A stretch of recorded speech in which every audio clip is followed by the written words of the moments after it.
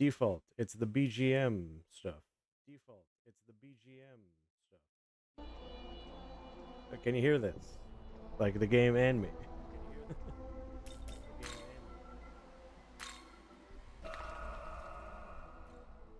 Now a slight echo. I'll turn down the other one. It should help my case.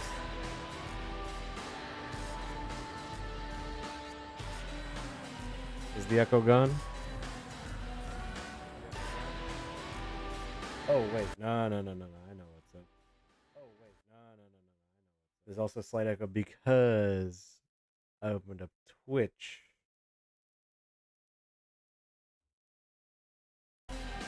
Now it's gone. I can tell it's gone because there's no sources it can come from. Unless it's doubling the audio somehow. I don't think so. Yeah, it's not. Whoa.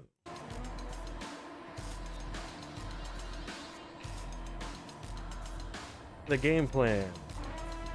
It's a very simple game plan.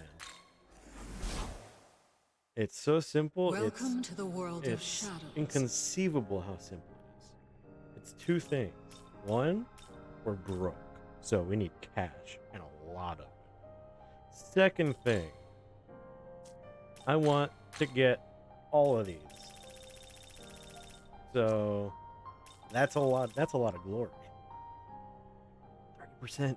Oh, we need that badly. So it is an indescribable number of glory, Mitama, we need.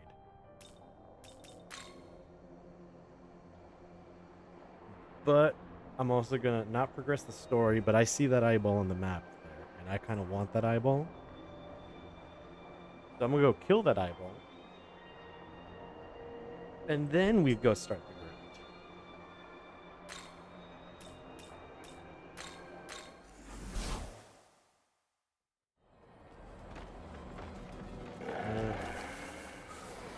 Talk to you. What do you want?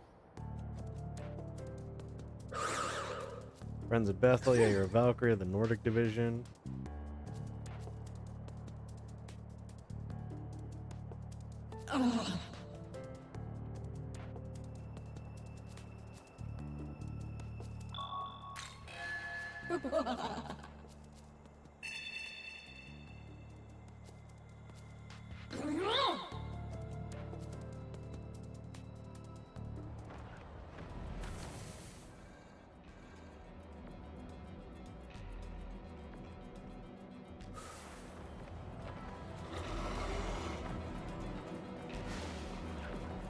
So, how's your day going, Fire?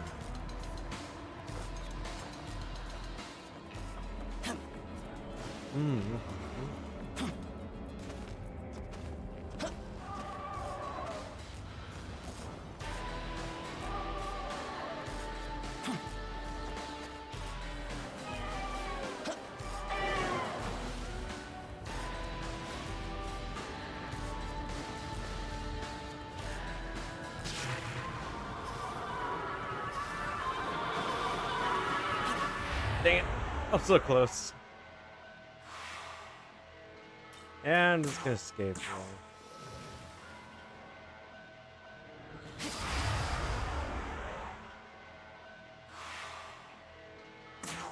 Man, that's a lot of people.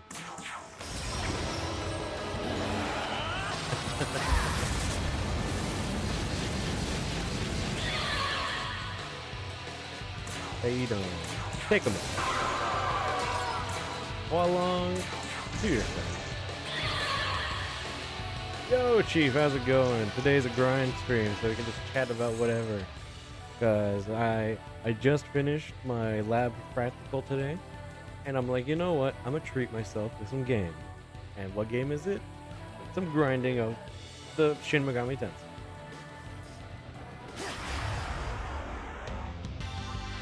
Oh, that wasn't the actual thing. Scoundrel will not be joining us this stream because he is off in casino with a different friend of ours. They decided to spend the day doing nerd healers.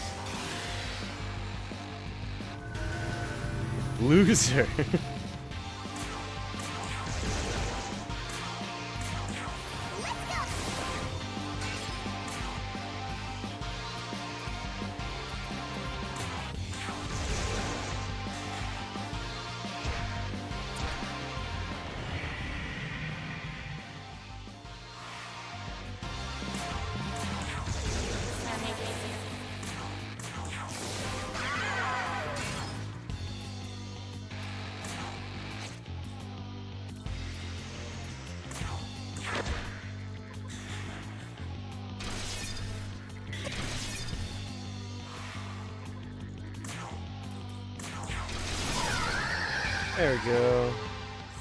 Nice and simple. And we got the eyeball. And now the grind can begin. Jesus Christ. The Divine Garrison 8?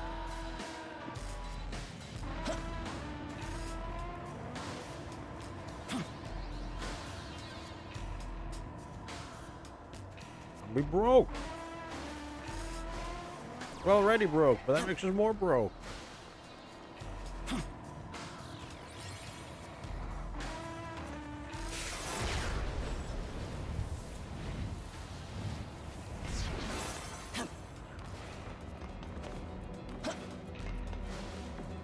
Oh, do you two know any other extra side objectives I should probably be doing besides the grind?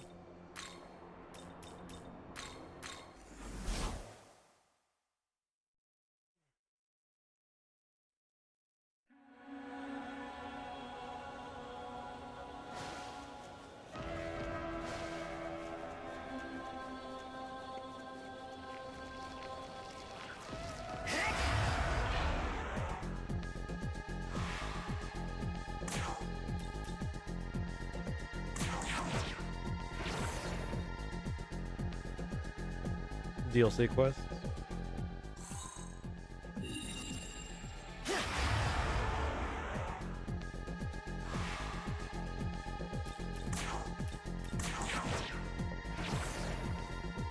Is there like something good out of that DLC quest, or what is it?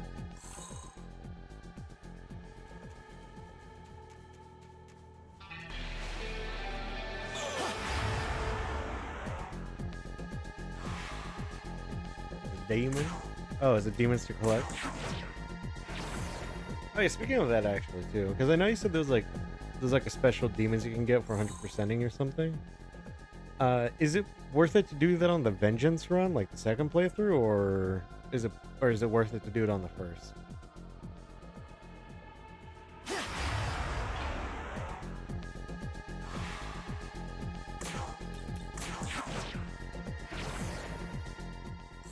Do full grind second place. Okay, got that. Need to get a couple of red ones since Fall Long needs a couple levels just to max out.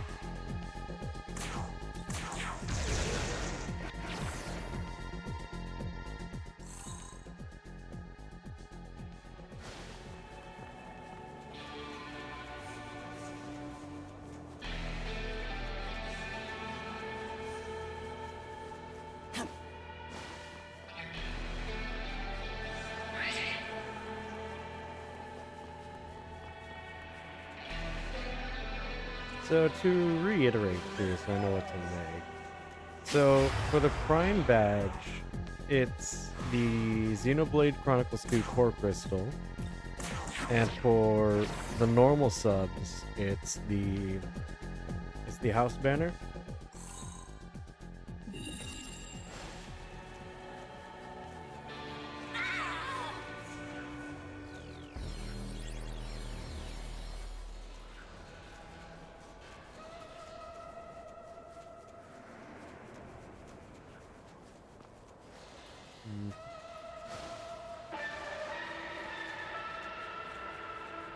I thought the XP wants to appear. It's one more gold and blue one. Hey, there's a good one.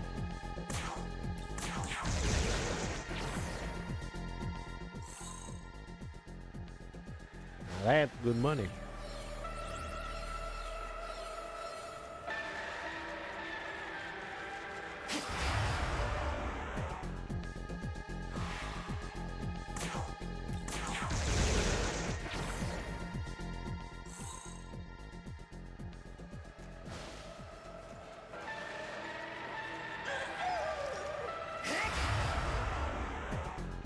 What's on that?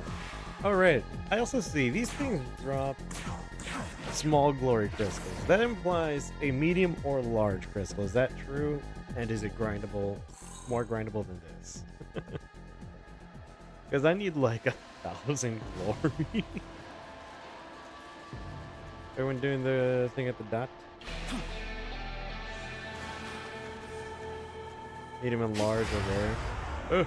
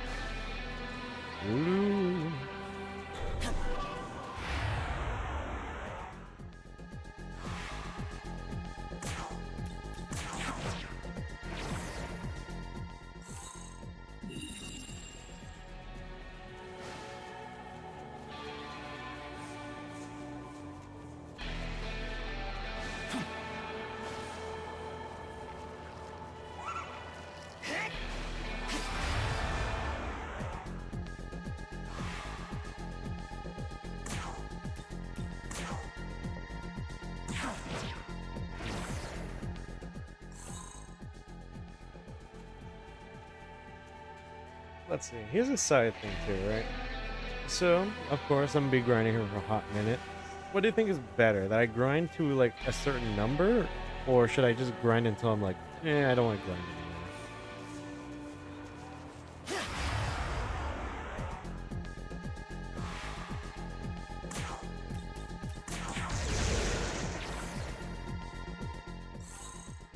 Make it to, yeah, that's fair. Yeah, you can always crank up the difficulty in the second playthrough, the Vengeance run.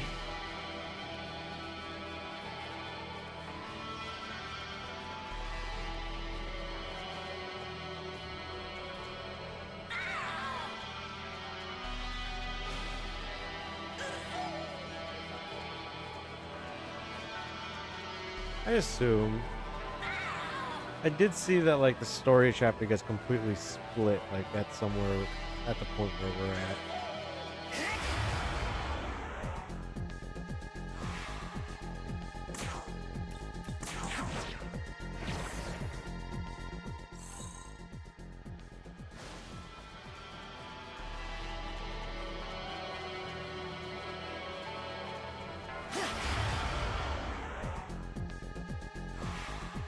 Why can't the blues spawn in a squad of 4? It'd make this so much easier.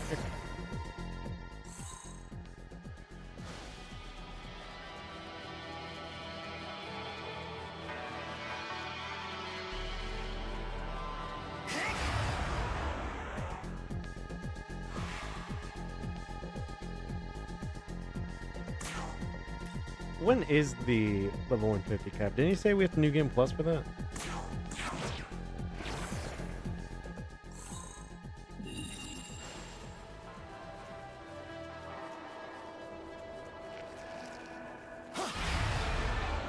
I see.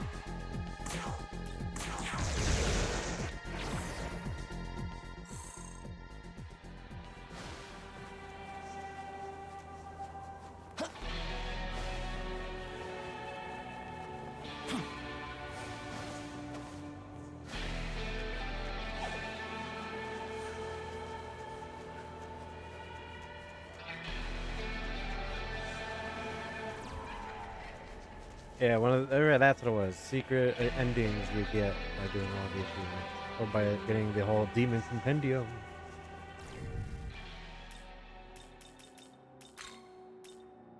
It's only 9. Jesus Christ, I thought I grinded.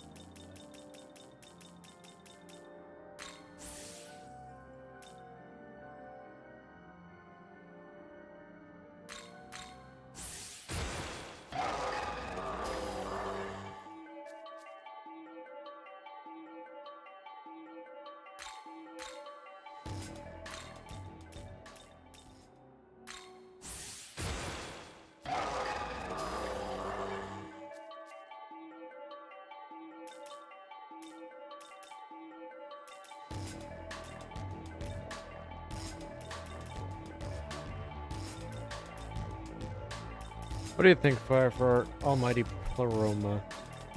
Can I get rid of anything, or do I just not get this? We don't need some Ricarm.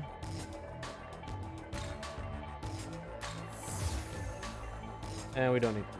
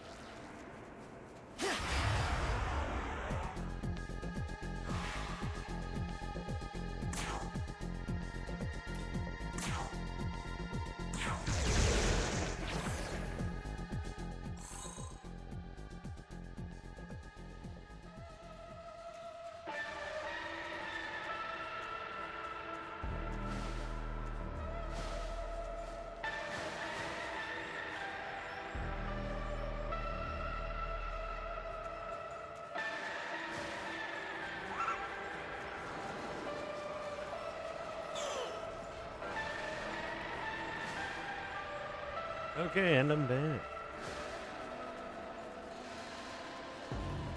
But Fire, please tell me there's a way to grind glory easier. There's gotta be a way.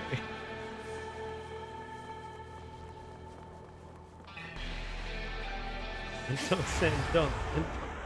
No. I can only get 10 glory like a minute. No. It's the easiest method, but what's the most plentiful method? We're level 99 for Pete's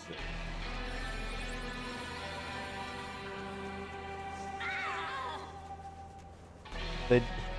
It's true. I hate that it's true. They don't call it a grind for nothing.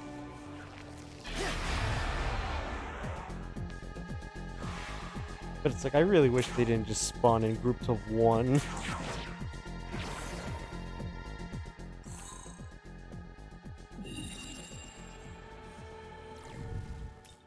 What is it? Options. Oh, no, actually, yeah. Why did the XP ones on increase?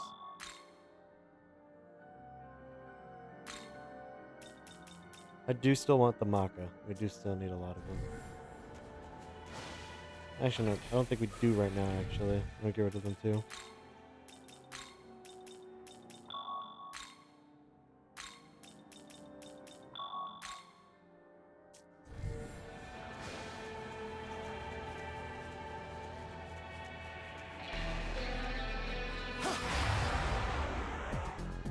Curses, I know I hit the red one.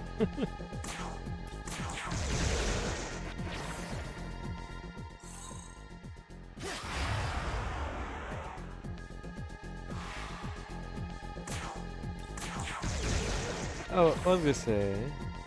Yeah, because the spawn changes. I was gonna say... Oh, there, yeah, we already see some spawn difference right there. I don't think you guys care too much about it, but to me it matters, because it's just a tragic tale. I'm a very big fan of Power Rangers, and I've come to also enjoy Super Sentai itself, though I have not watched the series from the original Japanese shows. And I think yesterday, like late yesterday, I found out that the current season that they're on, season 49, or Team 50, is their final season of Super Sentai, as they've decided to no longer... They've decided to end the franchise. Like, after 50 years, and it's like, man, that sucks.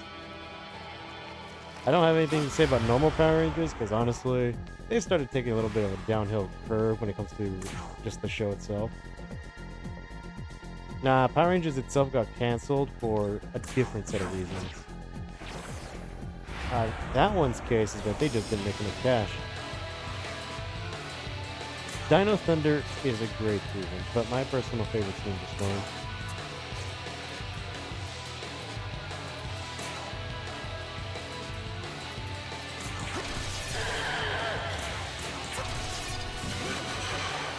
Yeah, Hasbro nuked the quality of the Power Rangers, and then that's what kind of killed it mainly. What I've heard though is that I believe Disney rebought the property recently. Well, I don't remember if it was that or if Hasbro's continuing.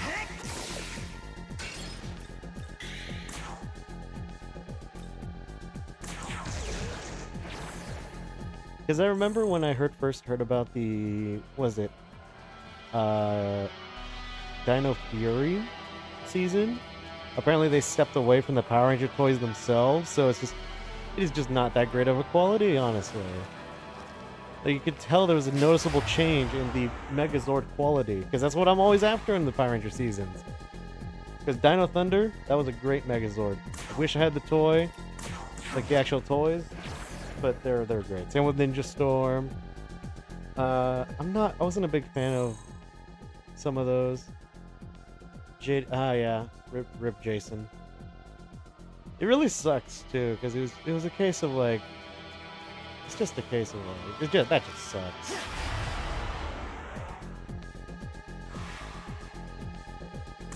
Yeah, that's fair. I grew up with Disney mainly, though I also did grow up with a bit of Neo Saban. Not Neo Saban, it's like Saban, isn't it? Because I also did find myself liking the Power Ranger Samurai, and yeah, it was just Power Ranger Samurai. I did like Power Ranger Samurai. Like years later, I went back and I really liked RPM. Was not a big fan of Mystic Force. Jungle Fury was okay. I guess that, yeah, that's fair. I wasn't the biggest fan of Megaforce, though I did like Super Megaforce. They were emotionless, but I can excuse it in Samurai's case. In Samurai's case, he just seemed like the kind of guy who would just be emotionless to begin with. Like, he sees it as less of a, as like a, yeah, man, we get to be Power Rangers, and more like a, if I fail this, the whole world will die, and it is on my shoulders. Like, it was a little bit of a, it was like more like, yeah, I can understand that. Yeah, that's why it's like he's the leader, and he has to keep him alive. I don't think Megaforce didn't have that excuse.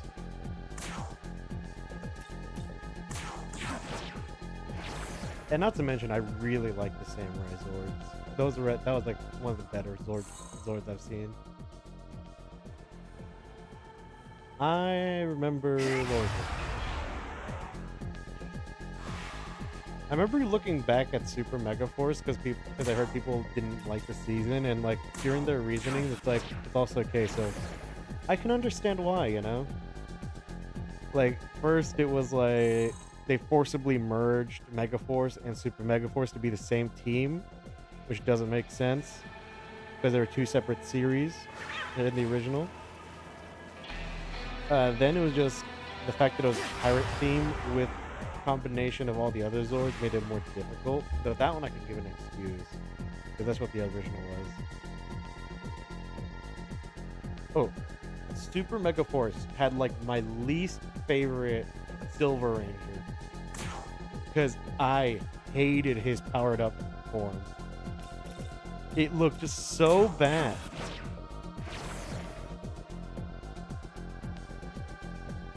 Because I'm like, when you think of like a Battleizer, whenever they're super, you know, they're powered up state, you think of something cool, and then it just you see that, it's like, what is this?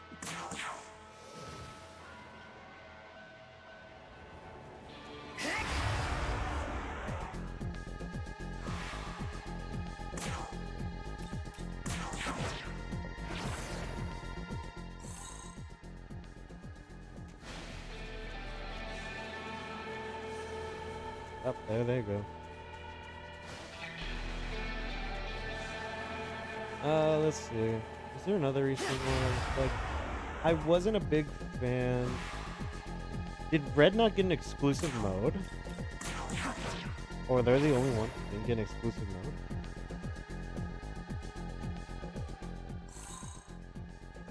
mode? I'd have to go really far back. I didn't really analyze it. No, it's because I'm looking at like Samurai. No, they got the Samurai gear thing. That was mixing with the Shogun. I'm thinking back like up to like around like Ninja Storm, which is where I was in. Actually, a bit of Wild Force too, but Wild Force. I actually don't know if Wild Force from the early Disney era. I don't know. Actually, no, I don't think Wild Force was Disney. I think that was the end of Saban. Saban. I'm saying Saban. Saban.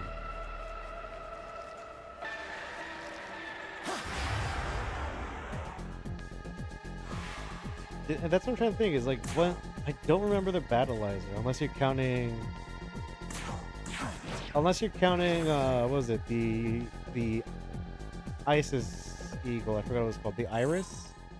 I just know it's the gigantic eagle, and I don't think that one actually had a Battleizer. It's been a while. I don't remember what they had. Because I know SPD had one. It was like they turned their bike into one. Ninja Storm also had a Battleizer. Oh, is that I did not remember that. I remember the movie. I did not remember they gave RPM an exclusive mode. I actually watched that movie, and I didn't watch RPM up to that point, so I just really didn't know who he was. I just knew he was like, okay, this is the RPM Ranger. Because they never got rid of his helmet.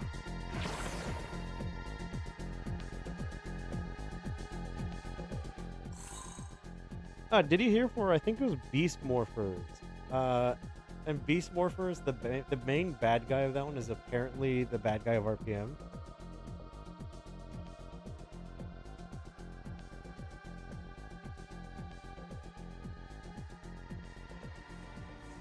You sick of the entire shooting? No, I don't think they're the same timeline though. I'm pretty sure they went alternate timeline with that one because it was two different places. Just what's his face?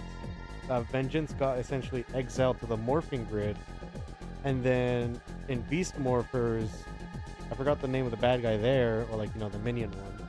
He went into the morphing grid and found him, and then that's how everything started.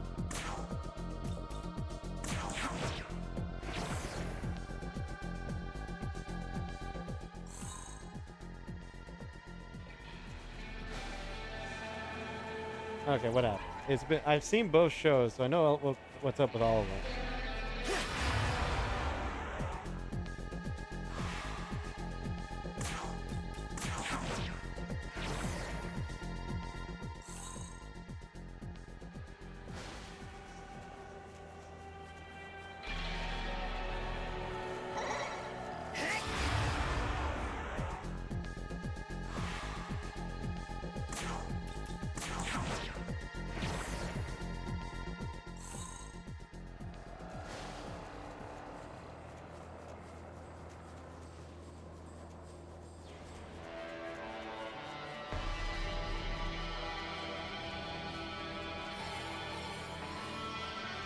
The Vengeance got sealed inside the red RPM Morpher.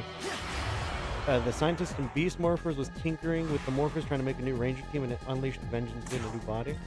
Is that what happened? I could not remember that.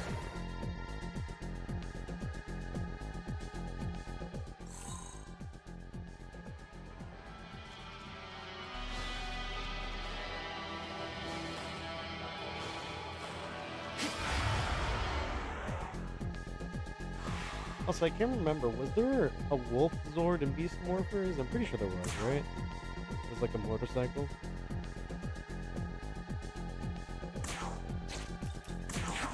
Okay, no, I remember now.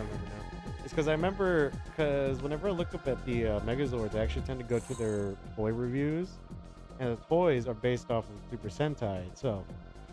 And so, occasionally I see Zords that were cut from the original show for one reason or the other. And I remember for Beast Morphers, they cut like 2 Zords, which was a frog. It was a frog submarine, and I think they cut one of the wolf transformations. And I think that's what happened. And it reminded me of that too because of the supposed final Power Ranger season, which genuinely was an atrocity in my opinion. I haven't even seen it, but looking at everything that went down, that was an atrocity. It was, what is it, an 10 episode mini-series where they cut like over half of the Zords, and they made their own custom suits that didn't look good either.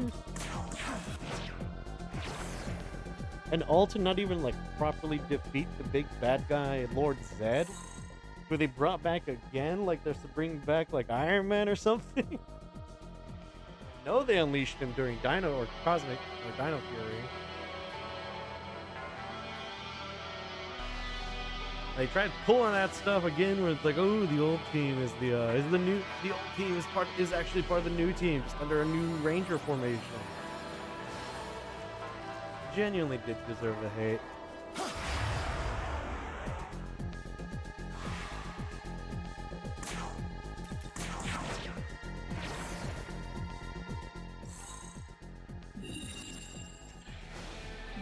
Something I also didn't really like too much. Like it's fine. It's everyone's go-to. You know, whatever. They call it. I remember if I go back, those last couple seasons of Zord were the best. Yeah, when Disney had control is decent, except Jungle Fury. I did not like the Jungle Fury Zords. It's no fault of their own. It's just the idea's nice. They're cool, but they're just not good. Like, I would put them at a C tier Zord. Because I did not appreciate the fact that sure, it's a team of 3. They have less parts to work with. But it's like Dino Thunder, a lot of Ranger teams get teams of 3. And it's like, I don't like it when when the main guy, Red, forms like 2/3 of the Zord with, what is it, blue and yellow over here, only forming like the shin and foot, not even like the full leg. And then that's just the gimmick for like the whole season. It's just like, we got a new leg. We're like 20% stronger now. Whoa, he got a new leg too. It's just, I didn't like the Zords, man. The show itself was cool. I like the main bad guy there. Was it the Daishi, I think his name was? He was great. He's one of my favorite designs. But the main Zords are not good.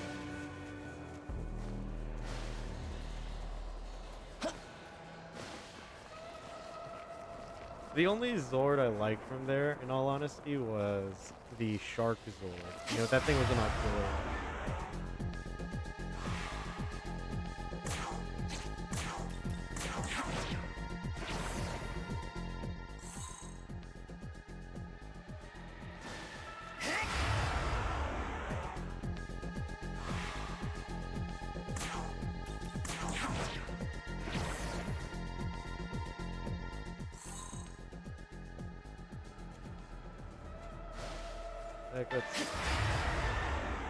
Daishi was great.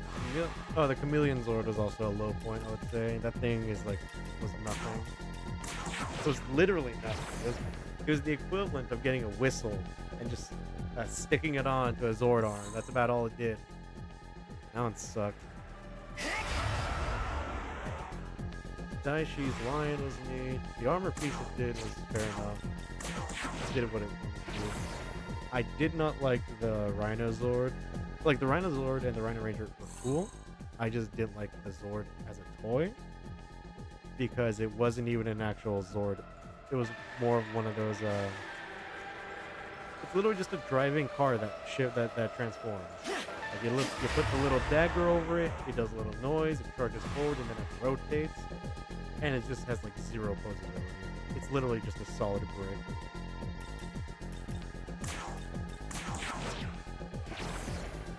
Like, if they actually gave that thing, like, you know, limbs or articulation of any kind, that would have put it way higher up. Like the Q-Rex from Time Force. I haven't even seen Time Force, but they did their Zord right. Not all Power Ranger toys are winners. Another great example, Ninja Storm. Not Ninja Storm. Ninja Steel. Ninja Steel and Super Ninja Steel. That thing, that actually just sucked.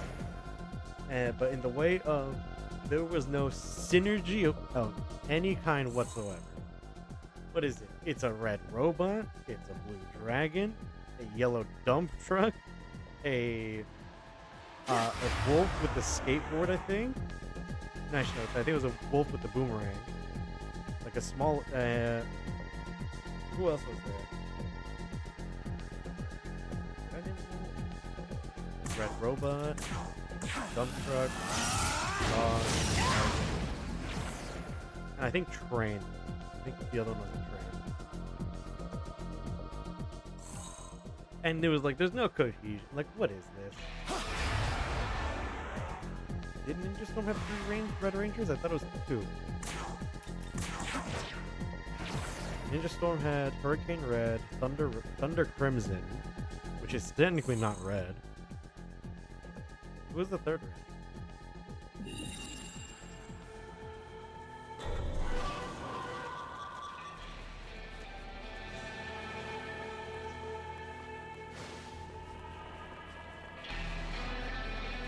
Because that one was like my favorite. Really sucks what happened to the Red Ranger that season. Dude died like when I was in like mid-year, like around the main. Dad of Red became Red and Science became Red.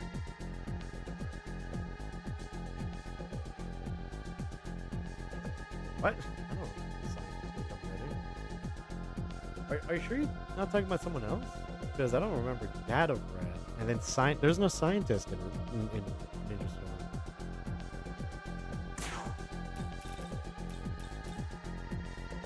You're not talking about like Time Force or something? Because it was Red and then Time Red. Oh, you're talking about Ninja Steel, not Ninja Storm. You typed in Ninja Storm in the first one.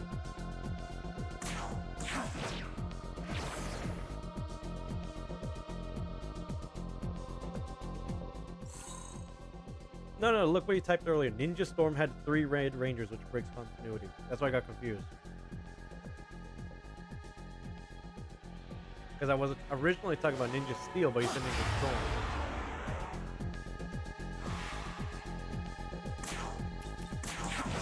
So yeah. Actually, yeah, you're right. I do know. Yeah, the alien guy became Red Ranger, I know, at some point. I didn't remember the dad became Red Ranger. But also, then again, I wasn't too interested in that season.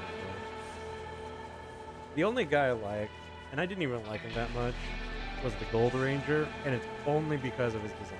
I didn't like the guy himself. Because the Bull Rider Zord just sounds fun and looks fun, and so I give that one a pass. Especially because it just did its own thing.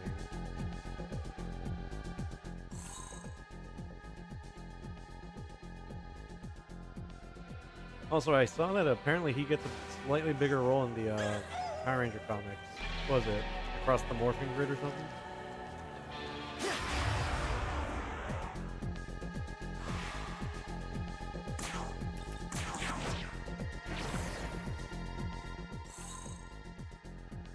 Yeah, I remember. It was Line Fortress, Red Robot. Ooh, I don't remember that. What was the last one?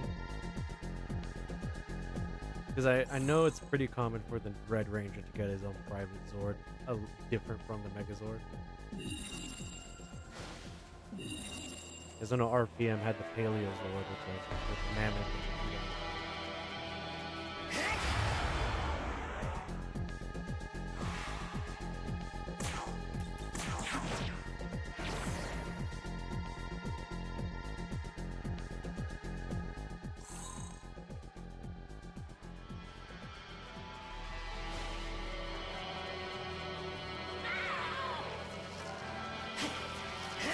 No, you could.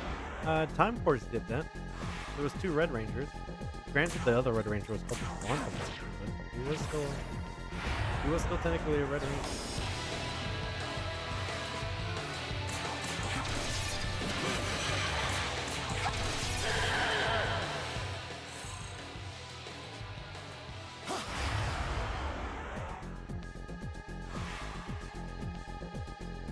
Yeah, no, but I'm pretty sure their power source was both from the exact same Red Ranger. I think Quantum Ranger was just the future version of the Morphing Ranger, I think it was. Yeah, because it's the same thing as Ranger. Hold on.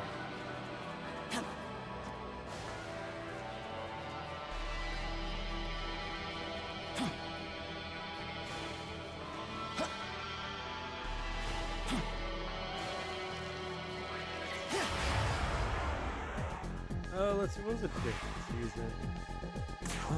Dino Charge, you're supposed to give it a 2 away. Oh yeah, you're right. I forgot about that. Because he was dying because of the clone, right?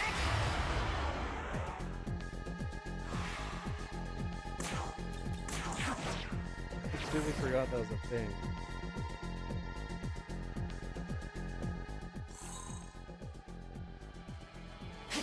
Oh, fun story about Dino Thunder. Apparently, in the Sentai version, Trent does not become a good guy till like the 2 last episodes of the series. And because Disney made Dino Thunder, or was it made the White Dino Ranger a good guy so early on, they had to make him a clone, so they had him clone him supposedly, so they could, you know, keep using the shots from the show.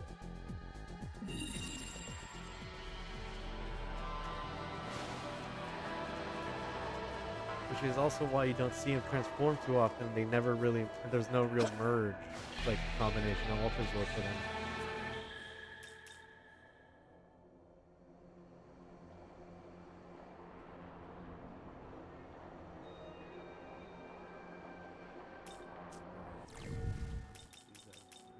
Let's see how many, 69. Ooh, that's good. See, not, you see, this didn't feel that bad because I kept talking about Power Rangers.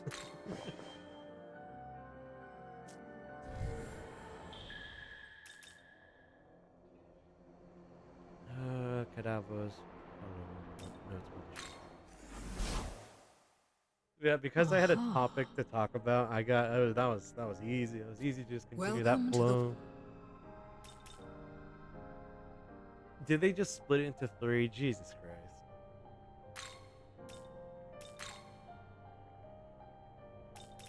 Okay, what do we think is a good one?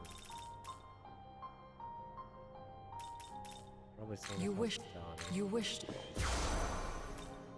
Probably also do You wish to learn. Oh, Almighty Master 3. Well, I like. Thank you. That is true. You have now 3 ranges of the same type. You wish to learn.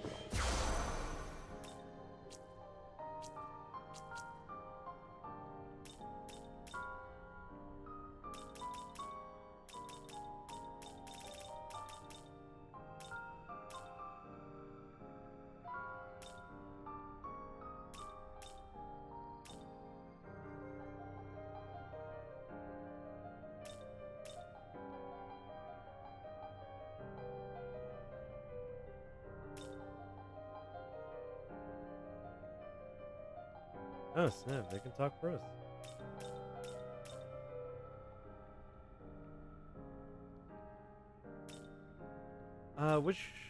Which Ninja Steel movie is it? Because I might have seen it, but I don't know. You wish. You wish. You wish.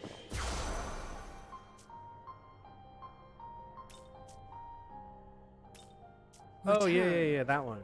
I don't think that was a movie. It was. Oh, I guess it technically was, but I'm pretty sure that was a 2-part in the show. I forgot the name of it. I forgot that was Tommy Oliver's last appearance. I thought he appeared one more time.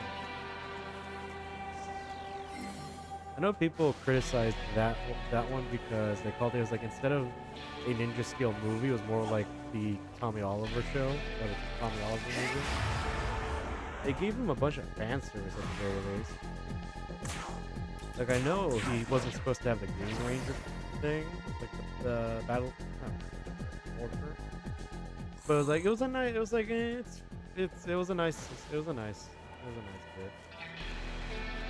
Didn't appreciate how poorly used the other Rangers were. It's like, when I saw the White Dino Ranger, I was like, oh man, we're gonna see them in action. Are they gonna do something? And then it's like, oh yeah, you know, they just saved them. It's just a bunch of clones, and then, you know, Ninja Steels were just. And it's like, I can't believe this. No, I can believe that works because what's his face? I don't believe they're truly at full power. Otherwise, they wouldn't be defeated.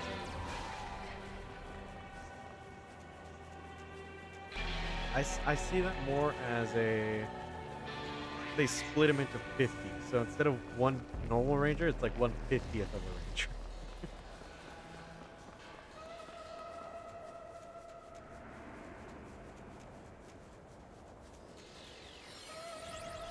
Because I don't think those Space Blue Rangers were even able to call upon their Zords. I'm pretty sure they were just the Ranger themselves.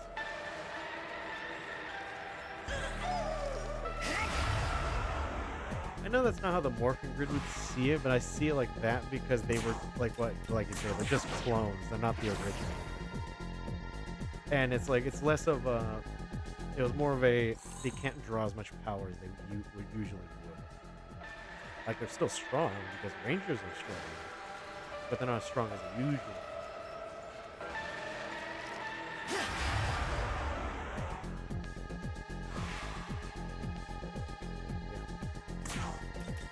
And because obviously, like, was it the original Power Ranger with the Morphin Grid timeline? I never really watched any of that. The best case of I saw that was, yeah, it's a cool story. What was it? So just in case I was like, I just never got interested in it. I was like, I don't really feel like Turbo. And if I'm gonna watch one, some like, yeah, Shattered Grid. That's what it was. It wasn't Cross the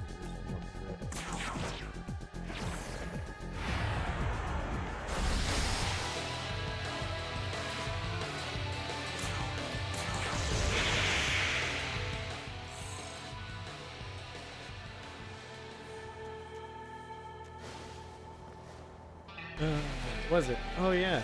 It's a shame we never start breaking. No. You see, I know it breaks continuity, but I excuse that one on the fact that the whole premise is that they've essentially wrecked the Morphing Grid. So it is like, I can excuse a lot of it because the Morphing Grid is already in pieces to begin with.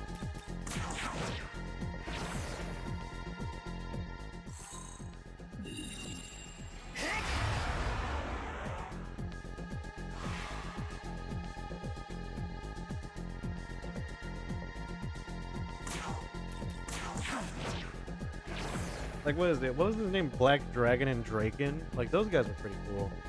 What was it? Ranger Slayer? I like that. That was also a great thing.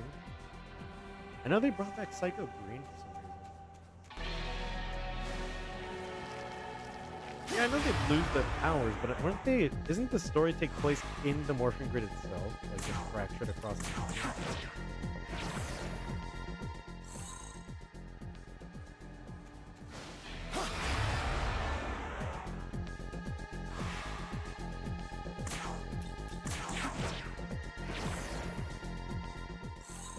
Not to mention, I think... Oh, is it a time... takes place in a timeline where Tensei's evil? Well, it's like, I can also excuse it, because it also allows for, like, a nicer... Like, a cooler bit of storytelling that they can't explain with the TV show, otherwise they just make it too complicated, and it's like, if they can do this, then why not do that, and then that just makes it super expensive, and then they don't want to make the show.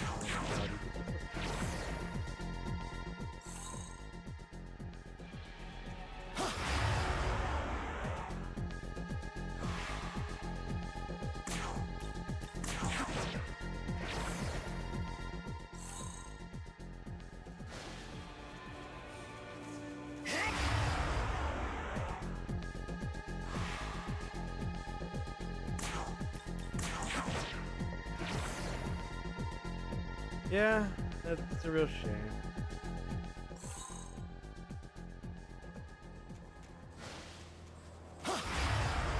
I kind of hope they do eventually do it like the way they did with, remember what was it, Ranger Once and Always? Where they paid respect to the Yellow Ranger? Like, I hope that they do at least something similar to that. Okay, I don't know.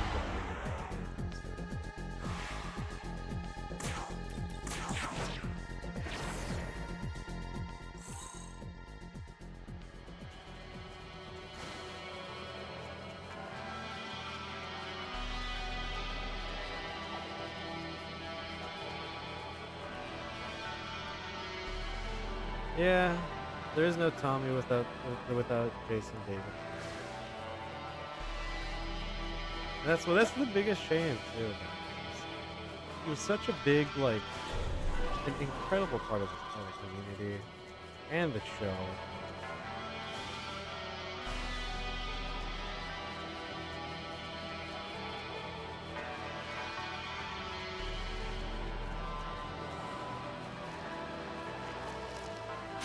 Yeah, it takes too many of them.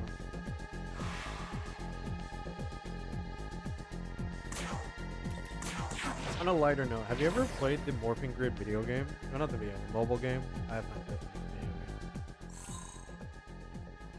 game. I think it was like Battle for the Morphing Grid. It's a neat one. I haven't played it in like years though. But it kind of plays like a it kind of plays like rock paper scissors in a way. It's a more aggressive rock paper scissors. It's like, oh, you get your main ranger or whatever your character is, and then you have to choose 2 supports to, help you out in the fight.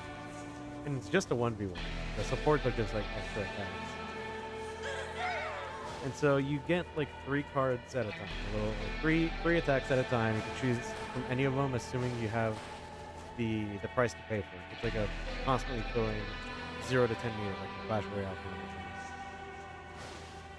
thing. And how it also works is that you fight, you move backwards, forward, you do an attack, and each attack has a color of blue, red, or yellow. And you attack with one of these colors, and if you see that happen, like they attack you with red, and you play a yellow attack, you get super armor, and you beat the red attack, and then red beats blue, blue beats yellow.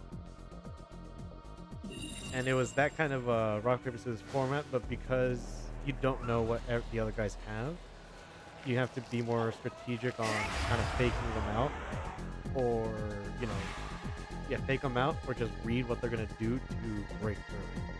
Like it's like, oh, this guy likes to play a bunch of yellow, I'm gonna play blue, but then the guy playing a bunch of yellow is gonna rush you, and then he's gonna play a red right as you play blue, and he's gonna break your shield, and then he's gonna beat you up, and then that's it.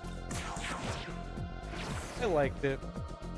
I kind of wish it was a little less gacha-y, because how you can improve some characters is by getting level ups, and it's great. It's Clash Royale. What do you expect? And then I know they host Megazord events, so those I'm not as big a fan of. It's the same format. It's just that they don't happen as often, and they're more limited. Like I kind of wish they expanded on that more. I know I had Goldar, Black Dragon, and the Mighty Morphing Megazord. But it was like one of those you get guaranteed, the other 2 I just happened to get. But there was like a couple others. There was like, I think that SPD Samurai. I believe they have the Lunar Wolf Ranger Zord. Megazord. But I like that game. My favorite was a uncommon of the Black Bison Ranger. The Black Bison Ranger from Wild Forest. The runner-up was Gia Morgan, the yellow Mega Force Ranger. Super Mega specifically, not the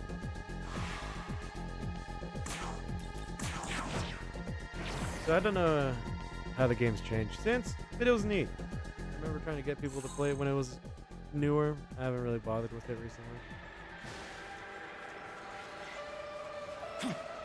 I know they had a Street Fighter co-op. They had the Ryu Ranger, and like the Chun-Li Ranger, as well as Bison. I think, they had a Kuma in there. I know Daishi's a legendary. It's crazy.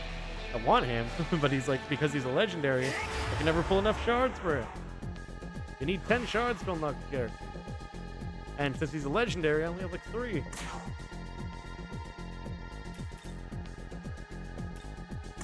Same with the Street Fighter collab. Street Fighter collabs, I'm pretty sure it's like a 100% chance you'll never unlock them unless you pay money.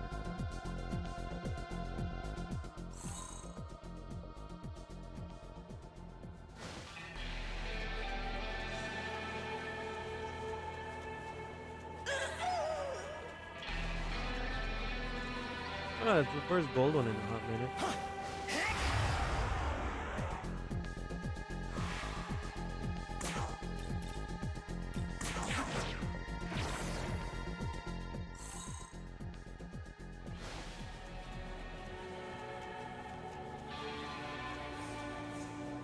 So any other news?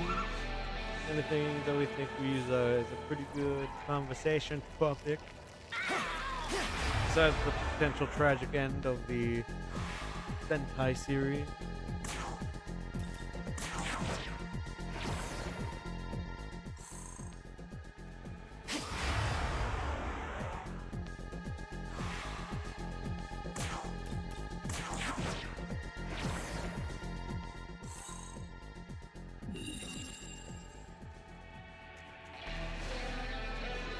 Friday Remastered and Zeta A for Christmas. That's fair. I've been thinking about getting Zeta A on just the normal Switch now that I know it's a thing. I'm just not sure if it's like, man, is it really worth it for me to get Zeta A? It's like, I like the mechanics of some of this. And it's like, do I really want it? Or is it better for me to just wait? Just like in the future or something.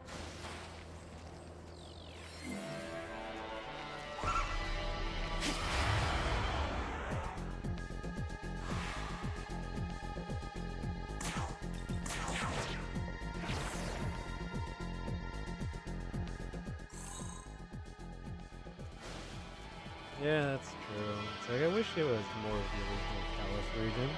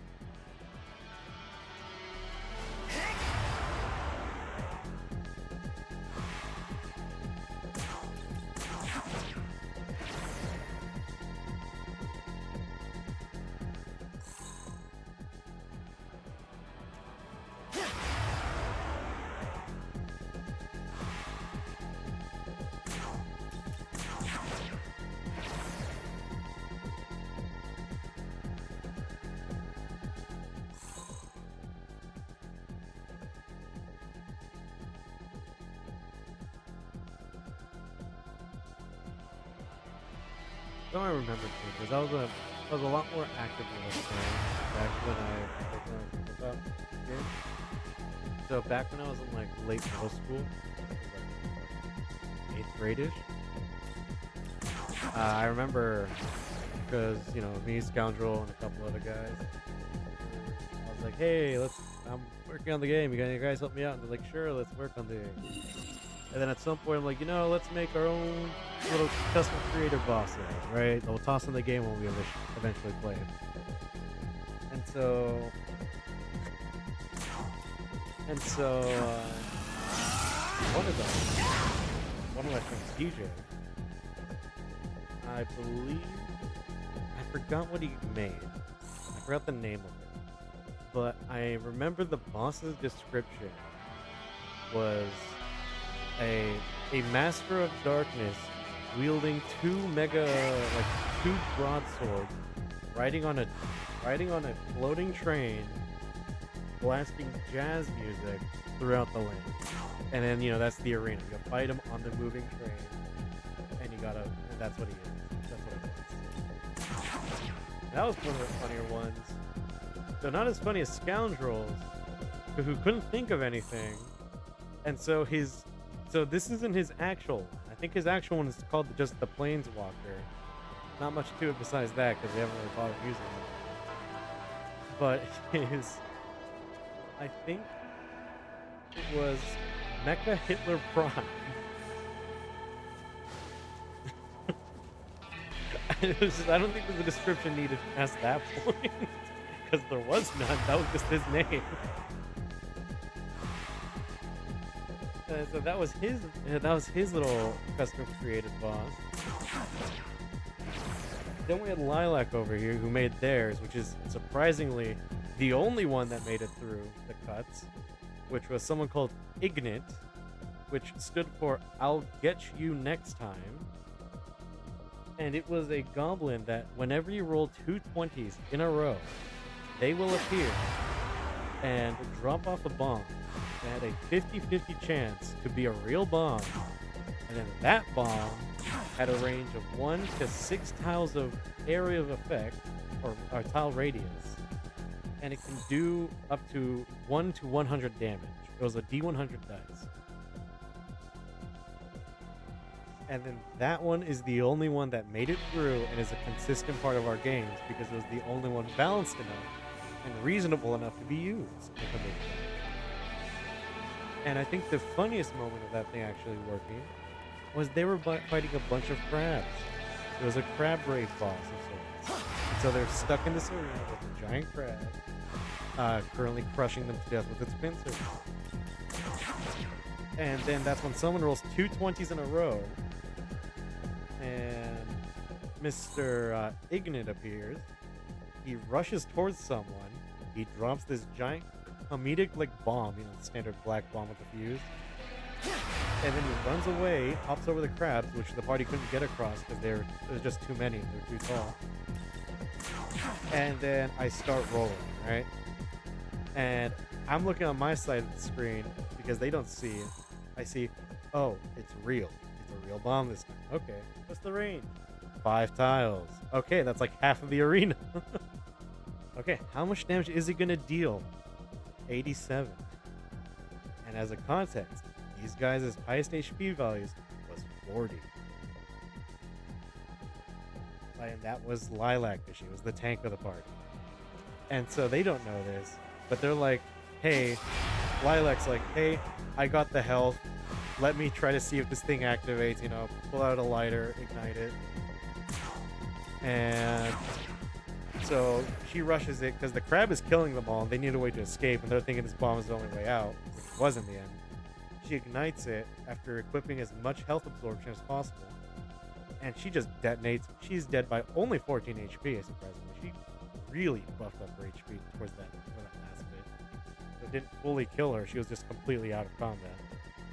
And it also erased like a quarter of the giant crab and wiped the hole in the wall of crabs. And so they were able to escape that way. And so that ended up being a whole thing. I found it pretty funny. I ended up making a little meme of, it was a POV meme. You're a coconut crab, which is what most of these crabs were. And it was just the Seto Kaiba, like, screaming as he's getting banished to the Shadow Realm. And then that was the crab thing. I found that pretty funny. And so Ignat was a mainstay. Then mine was Power Ranger based, which is now finally back to the story. Which I was like, you know what? I'll make it a Gundam because I like Gundam. Which one? Let's go with the fantasy theme, and let's make it the Musha Gundam, the one with like a bunch of Japanese weaponry. And how do you get to this guy? You have to defeat the PR dungeon, which at the time was a 29-floor dungeon, each with a boss based off of each Ranger series up to that point. And so it was like each floor had all that, and then in the penultimate floor, if you didn't do a proper inspection of the areas you're going around, you wouldn't find these statues, which at the very end would come alive and reveal to themselves to be Zords, which formed into 2 separate Megazords, of which they then had to fight for the right to fight the big guy himself. And then, I was like, 29 floors is a lot. Let me trim it down based on the ones that aren't fantasy based. So nothing with vehicles. And that trimmed it down to like 19. And knowing me now, right? Like having a good range of like, how long would it take to beat this? It would take like 4 months of our time. Or like of scheduling time to actually finish that game. So that one was like, I'm just never gonna use this. If we for some reason become like near god level threats, sure I'll throw it at them, but I don't think that's gonna happen.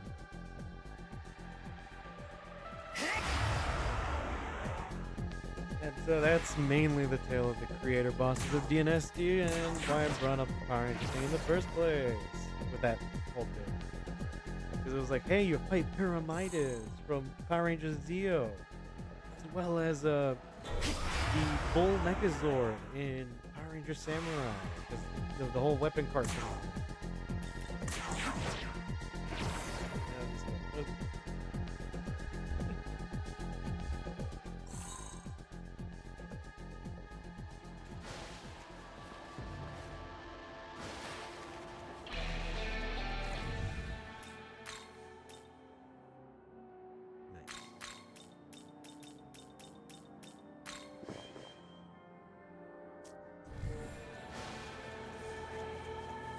Jesus Christ, how much grinding I had to do just to get to 1,500, and that's still not enough to buy anything. They do really want to talk to me, but before that, I'm gonna get all the Nahabino junk. That's gonna get a boost. Welcome to.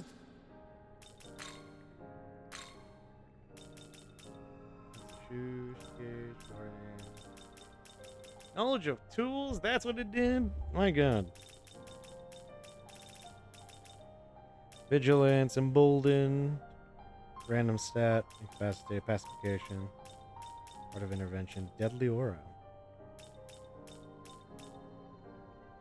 Timeless alliance, Estoma field.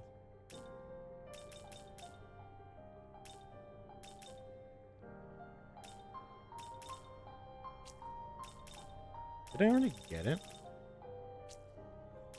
Oh, I guess I did. You wish to. You wish. You wish. You wish to. You wish. You wish to. You wish to. Return. Let's see, demons. Let's talk about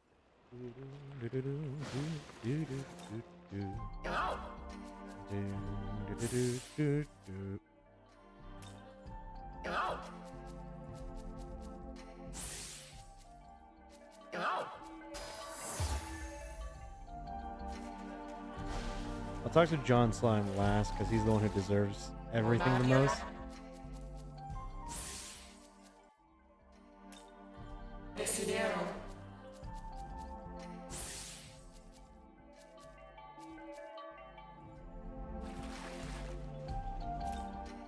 Hey! Nice agility. Yeah!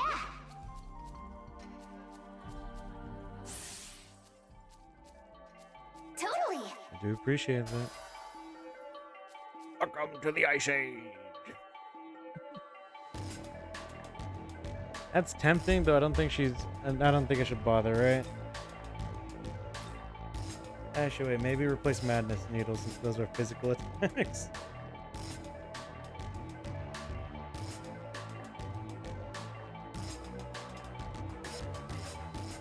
What do you think?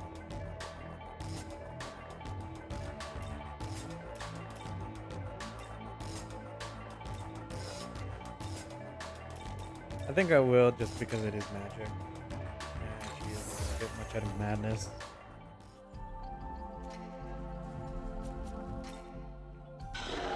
Wallong. Come on, man. You're max level and you didn't even max out Ace stat.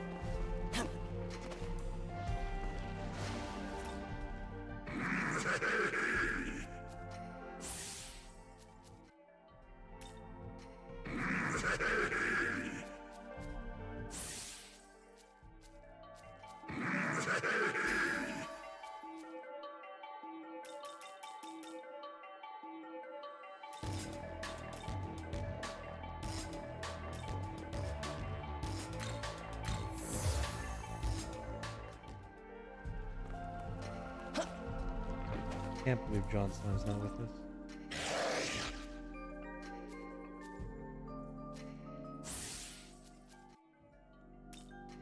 Of course.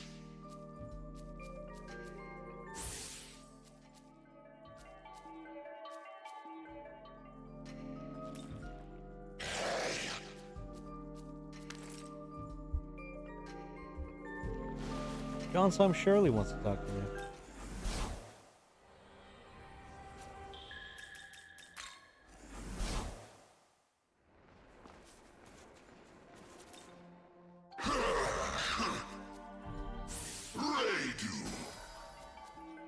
You don't need ice breath, I'm gonna be honest with you.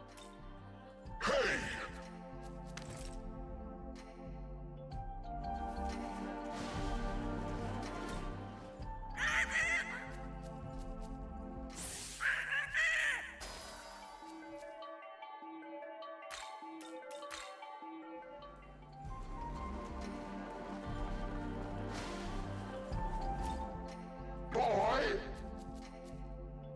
Yes! A strength-based attack from the monk. Yes, Boy! the Shaolin magic monk specifically.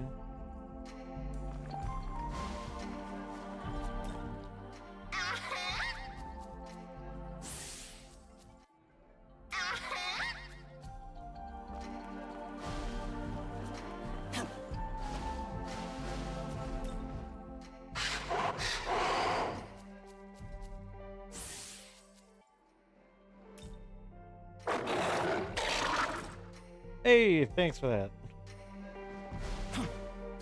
And now the man, the myth, the legend, John Slime. Yes, you will, Slime. Max out that vitality.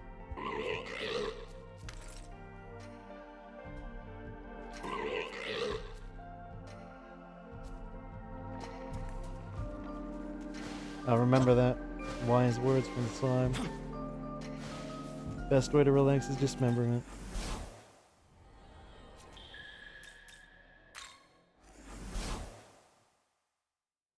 Ah, they're very nice.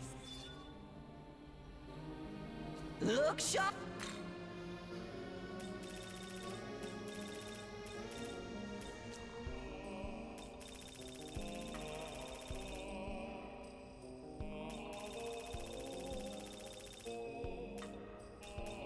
Need anything? Max amount of any stats 300. Okay. Oh, the King Frost essence.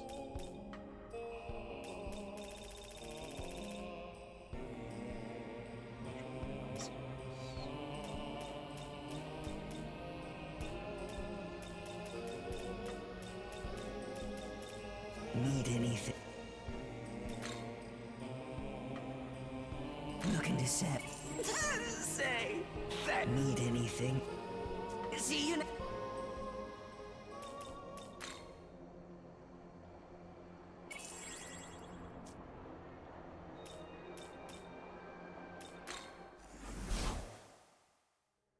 Welcome. Well, wrong spot. Let them on, compendio. Are you ready? Should I demon fuse someone? Because like we got the cash for it. So we can make an Azazel. That looks like he's got a pool floating on him. Problem is we sacrificed Wo Long for that, and I'm not willing to do that.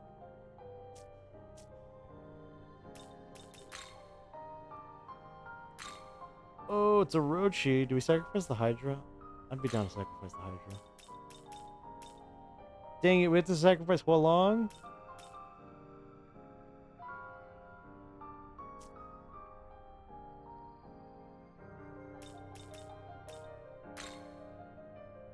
I like that. He's just a guy.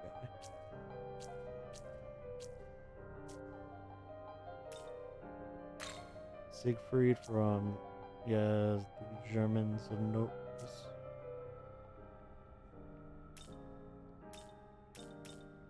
Some Mott. Wasn't there one called like Net? Or Ned?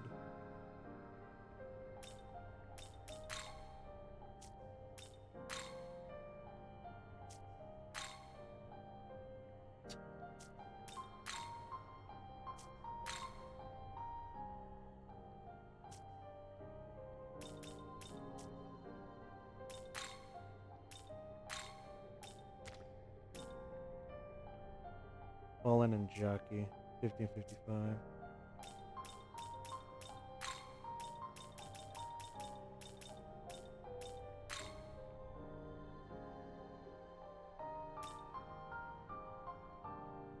So I either give up Hydra or Lamu. I kind of want to make this guy the starter.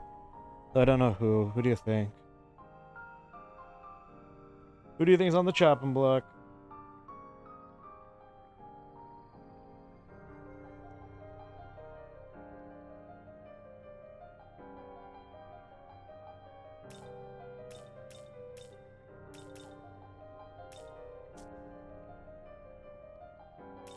Fair enough. You're ugly. I wonder what's better. Just go with him. Actually, I do want to save money.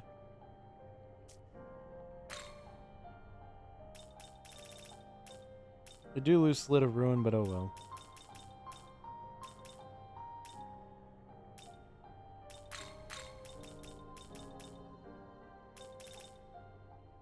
He's a physical attacker. I will try Sutra.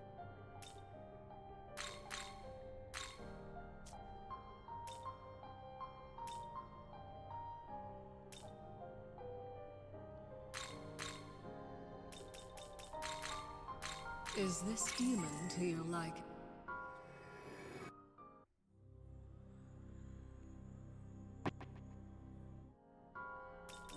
And now the level 50... It was Floros, right? I'm pretty sure it's Floros. Who's cheaper? I'm not sacrificing Edon, you're crazy. I don't think Cross would be appreciative of me sacrificing Xara's Leviati. And there ain't no way we're sacrificing our Hualong. What? I think I'm just gonna have to spend 60k on either Quinlong or Powers. I'll probably do this one since it's gonna be a fire guy.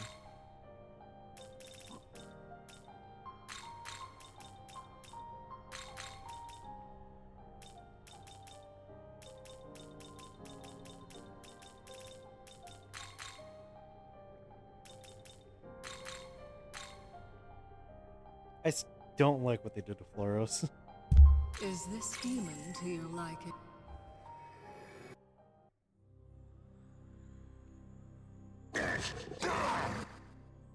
Oh.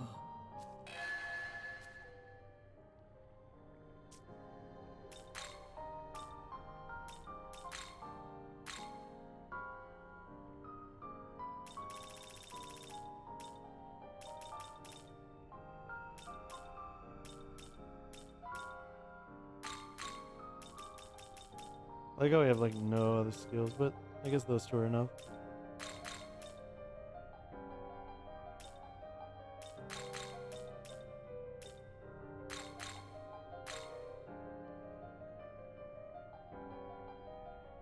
Is this demon Oh, that's to pretty your good. liking?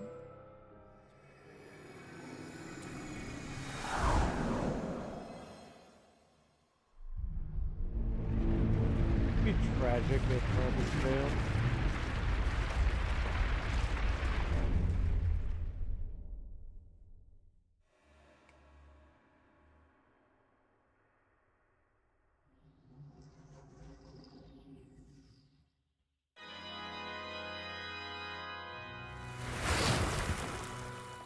Goodbye, thing I really saw once. Goodbye, Florist. Didn't never like your design. Iron-Blooded Orphans did it a million times better. The Valkyrie, you're the only one that looked okay.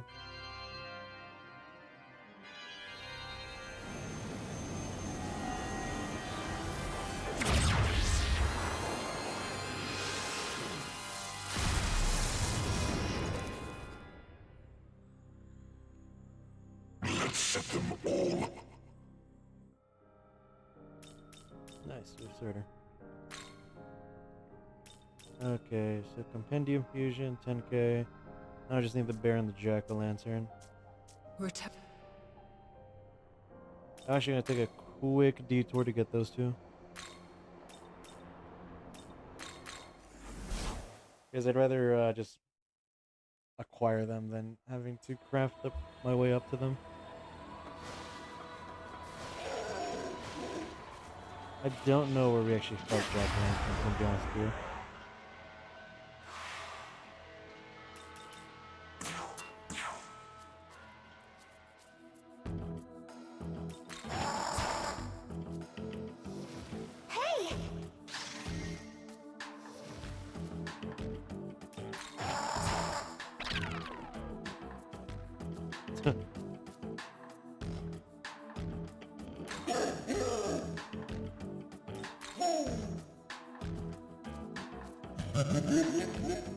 What does the sutra do?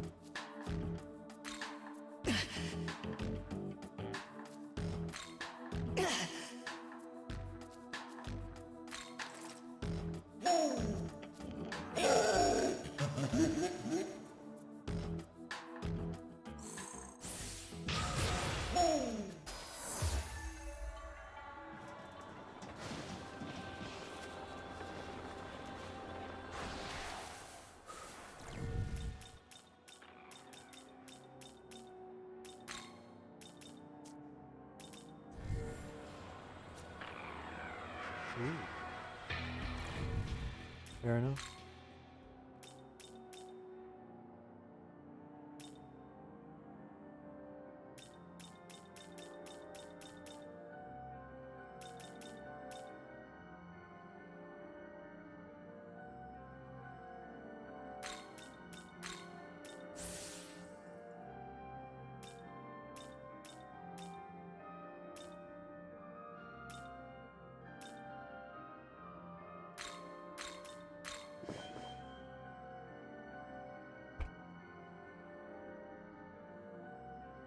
I don't know anything about the other sutras yet.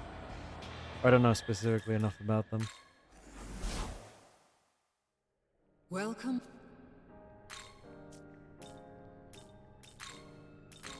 Are you ready?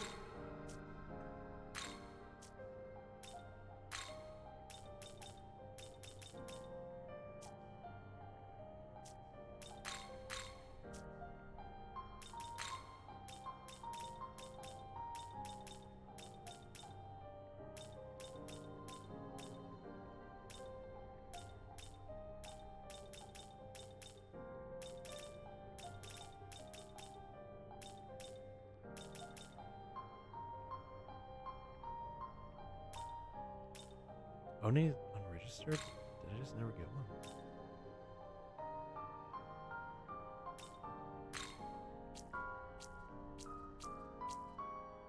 Shinagawa Tenzo. Okay. We're Dot Shinagawa Tenzo. Right over here.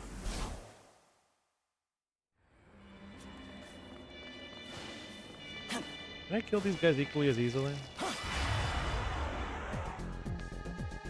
Like, they are higher level, but are they that much higher level is the question. The answer is yes.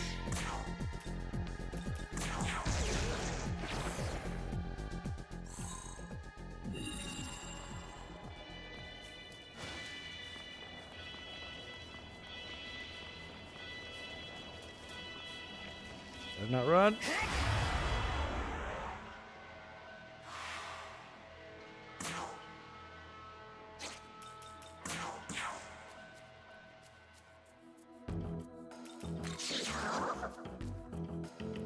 Ha!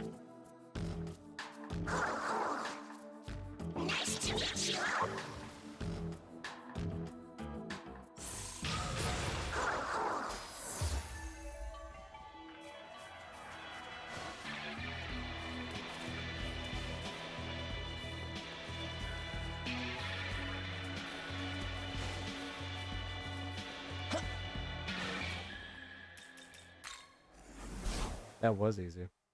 Oh. Welcome to the...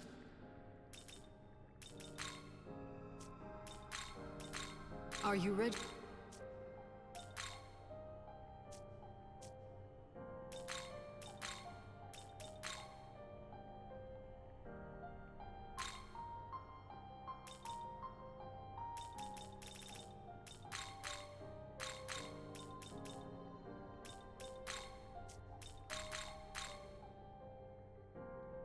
Is this demon to your liking? Yeah, I'm starting to learn. It's crazy.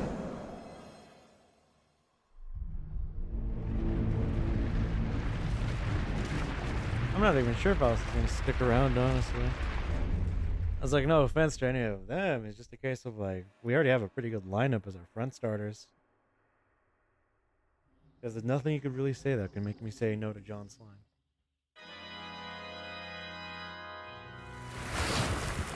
Bye, Mushu. Adios, Poltergeist. Sayonara, Bug. And, Xiao. Jack-o'-lantern.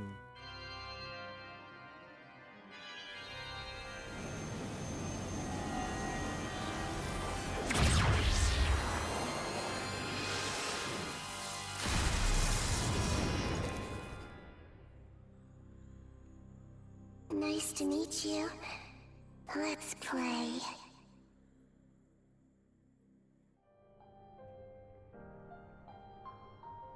A party full of, or almost full of a bunch of these guys.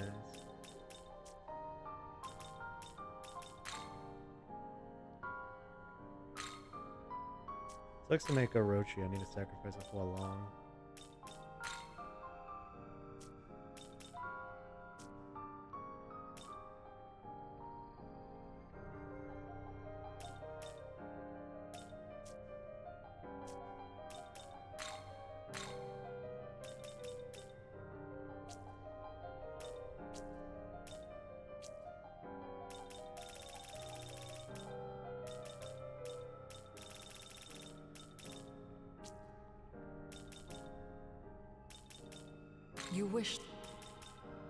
You wish to learn. Okay, now back to the grind now that we got them all.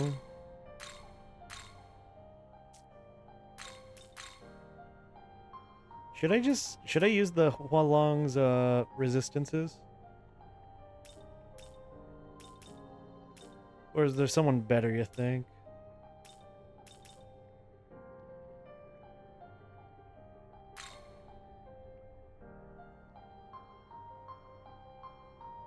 How is this?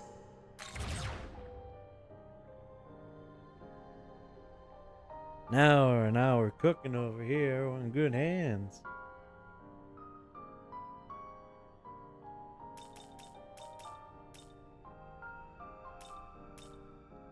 What's with that void? Is like, does it heal off of them or what?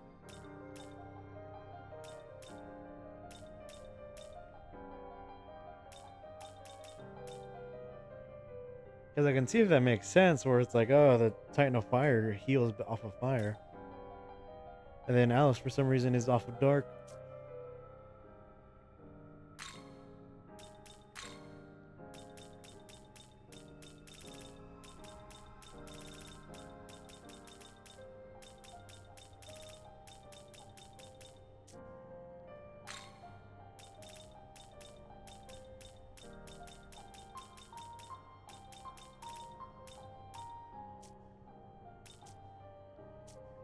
Return.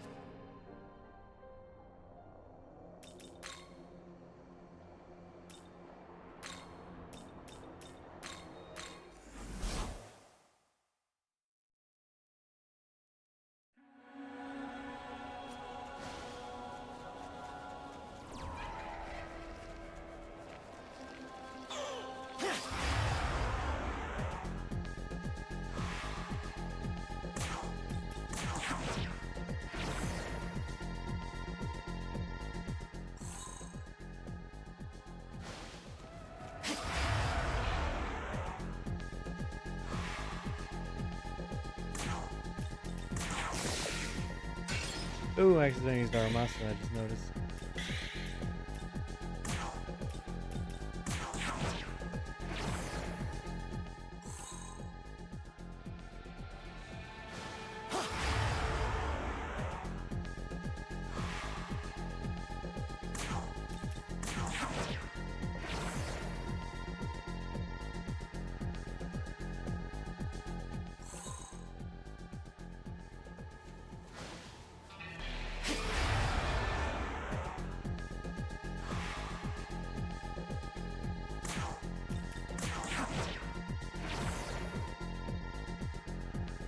You know what they should have added in this game? They should have added some, call them like Fat Magatsushi, and they give you double the items.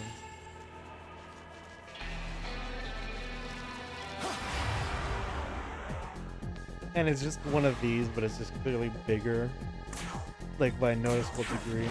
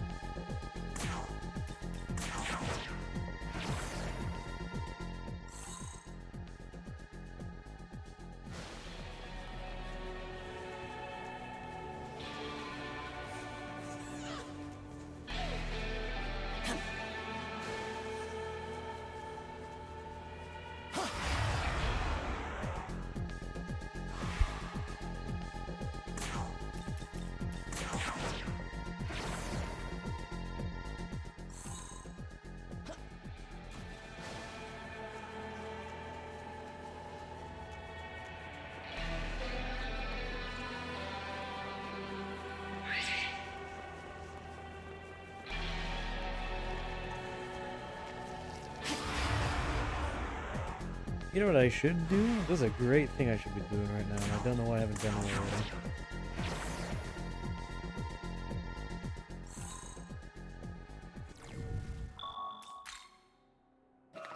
Look at all that extra time I could have lost.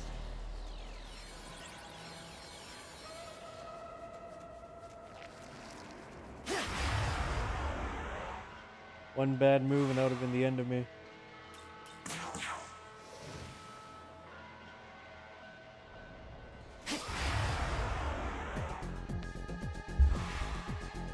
If that happened, I probably would have just ended the stream.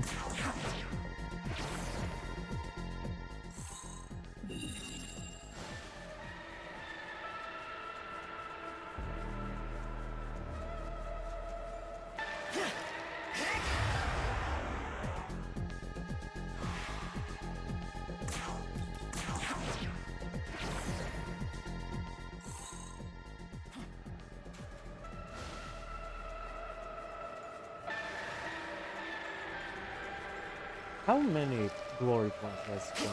I know about a bunch of the expensive ones, but I know there's still like two like big ticket like 300 cost,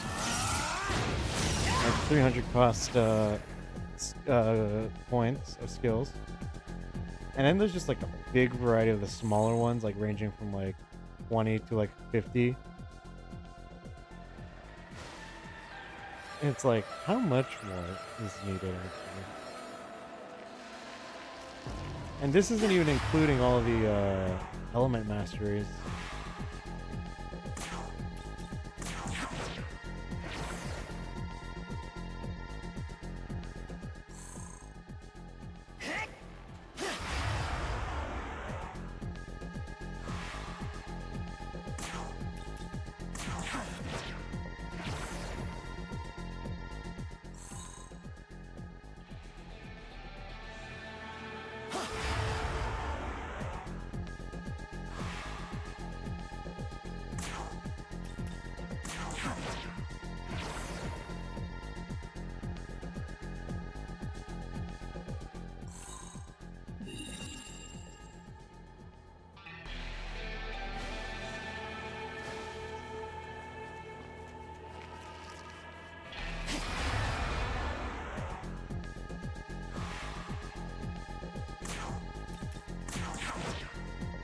Oh, a show I'm about to finish up soon. I'm probably gonna finish it after the stream because I think there's only like 6 episodes left.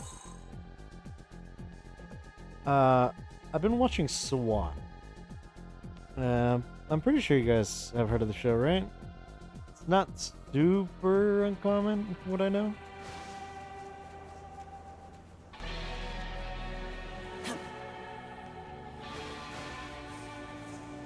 I watched SWAT. Well, you know, it's a show about SWAT. So pretty self-explanatory. It's on it. I'm on the 8th and final season of it. Yeah, so you heard of it, Chief? Yeah, I'm about to finish it.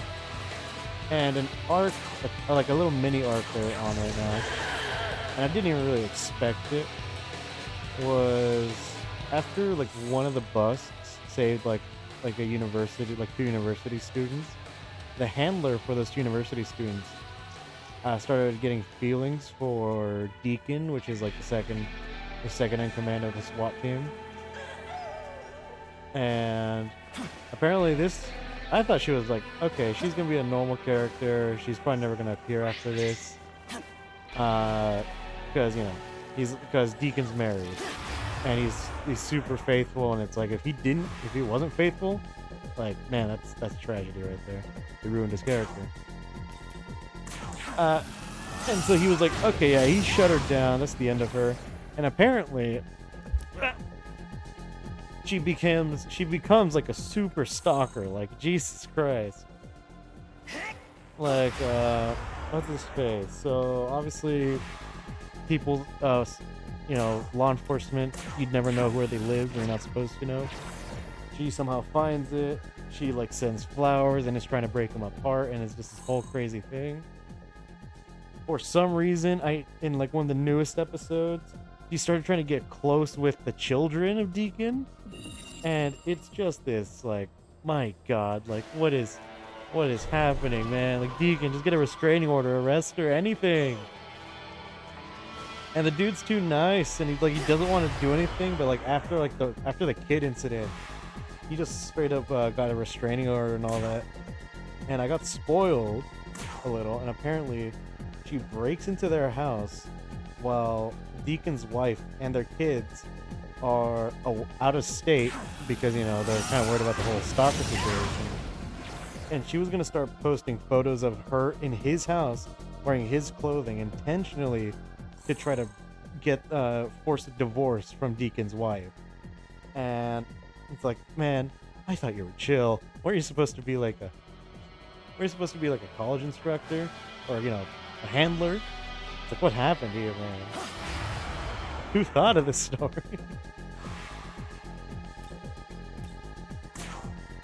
I don't know, just something I just remembered because it was the last thing I saw before I went to sleep the other night. And because it was like, man, Deacon's had it rough. He's like the one character I consistently like. I don't think there's been like a time where I disliked him in the show. It is a crazy plotline. And it's like in the final season, like the final couple episodes too.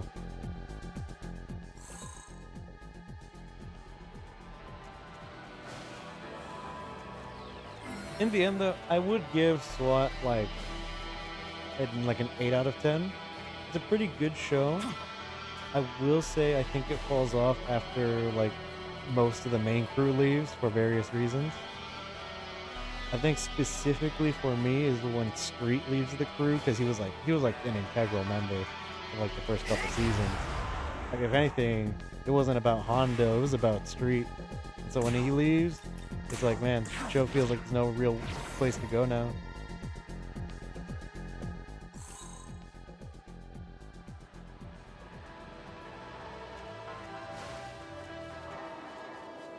Let's see, some other people.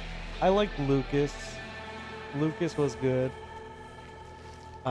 He did also leave. I believe he left before Street, but they were supposed to be like a buddy team. I don't remember what happened with him, though. I think what happened is that he got like a bigger job, and so he just had to leave the show.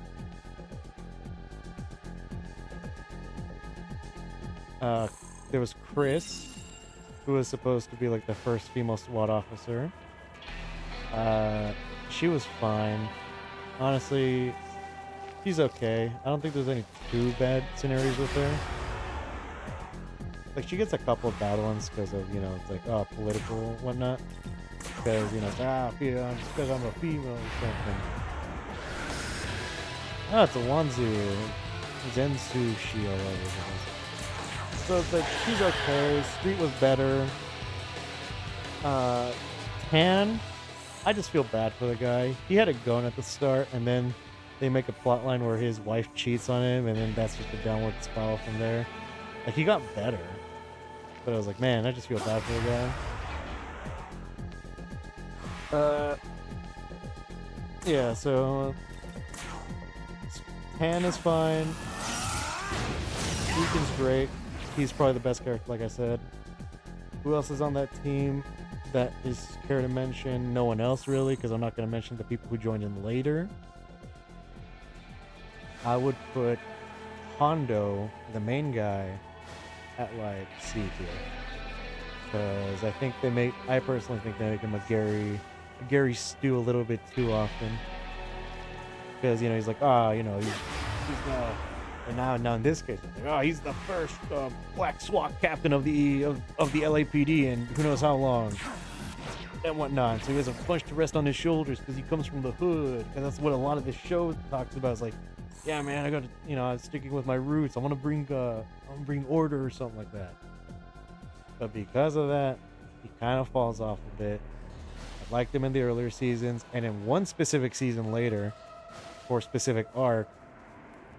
But for the rest of it, he's kind of like Hondo. This is like they're just setting up a scenario for Hondo to win out in the end. And it's like no shade on him or the show. It's just basically it gets a little tiring after a bit.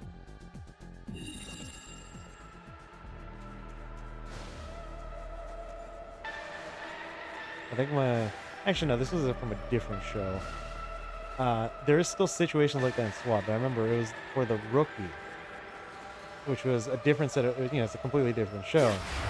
But I remember the plotline of an episode is that the main character, Officer Nolan, is patrolling this area when a guy comes up to him and he's like, starts complaining, he's like, "Oh man, you're looking around here ready to, someone kill that bot, quick!"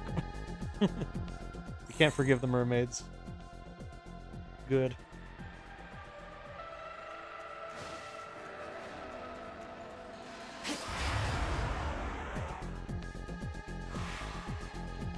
I remember that one. It was like the worst case for me. It was being like what's the point of this? Like is there no right answer for you? Because it was like a guy comes up to Officer Nolan while he's on a patrol around this specific spot, and he's like, "Oh, I see you're another cop. We're looking to arrest someone from the streets, trying to find someone." He starts antagonizing him. Nolan's like just trying to defuse the situation. And he says, like, "You see here, it's like, what is it? Drug dealers always making their ways by now. Is that what you're just looking for an easy bust?" And it's like, you guys never want to make things better. You guys just want to get an easy paycheck, and that's it. And so I think later in the episode, like at the end of the episode, after whatever the main plot line is, Nolan comes back to that spot, and the guy comes back to him and is like, "Hey, so what you doing? Looking for someone?" And Nolan's like, "Hey, I'm setting up lights here so it's well illuminated at night, and I'm setting more patrol cars to ensure that this place doesn't become, like a drug corner again." And so the guy then starts complaining. He's like, "Oh, okay, I see how it is. So you're gonna send more patrol cars here to start arresting drug dealers? So you could just all blacks going into jail and some other junk." But it was a case of like, my guy is just complaining about like him trying to make the corner safer, and it's like it's not Nolan's fault that apparently more drug deals happen to be black people. But it's like, what do you expect him to do? Just not care about it? And it was like, and it's just a case of like, what's the point? Like, there's just no winning here. It's like, even if you explained, and even from a normal viewpoint, this is insane. And because of that, I'm like, there's times in SWAT where they do that. It's like, it's like a kid swinging a gun, Hondo tackles him, and then some people start like crowding him, and he's like, he's just a boy, leave him alone. As like literally seconds before, he had a gun, and he was aiming it at people, or is going to aim it at people.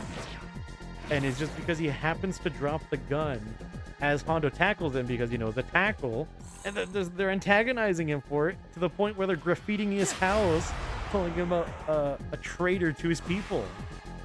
And it's just like, what? It's like, who are these people?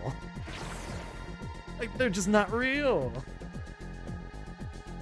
I don't know, this is a random tangent I'm going off of because of the grind.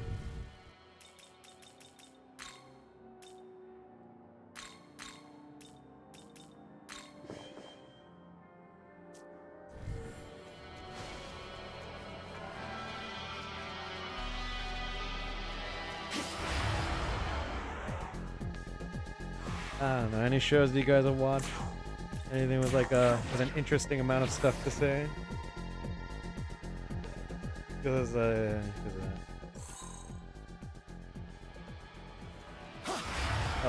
one more story too, with SWAT.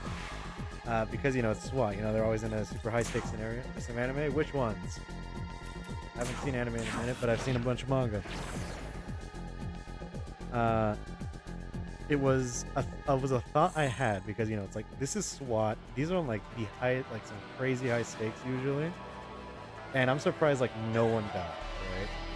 And literally the next like 15 minutes after I have that random thought, one of the crew members or one of the people of the team gets shot in the head with an AP round and dies instantly, and is just a permanent. It's a permanent death in the series. And I was like, I can't believe they listened to me in my personal thoughts. They're stalking me.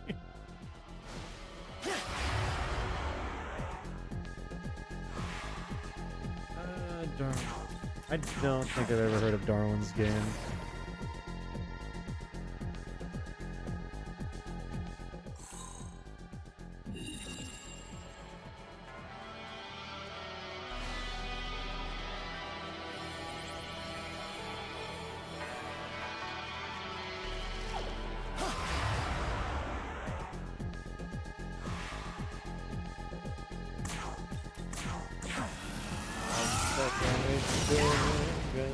Darwin's Game.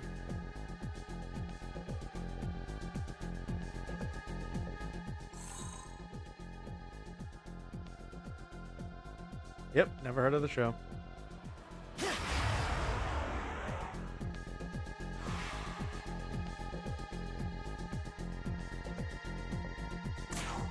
Magical app.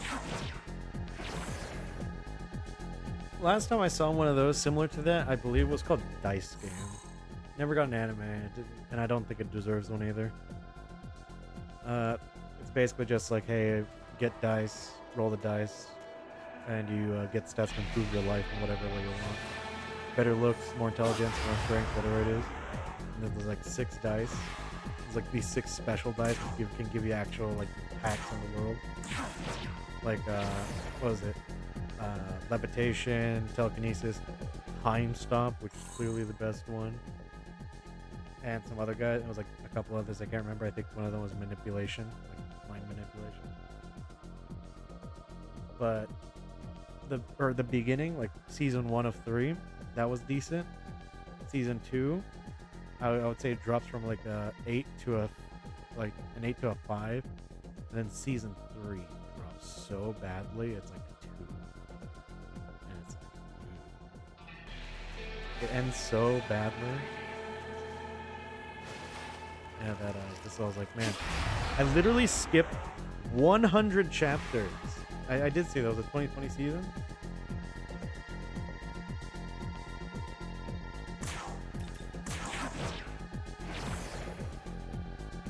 But yeah, I skipped 100 chapters of Dice, and then because I found it really boring, and I was like, I'm gonna try catching up a little faster by just skipping.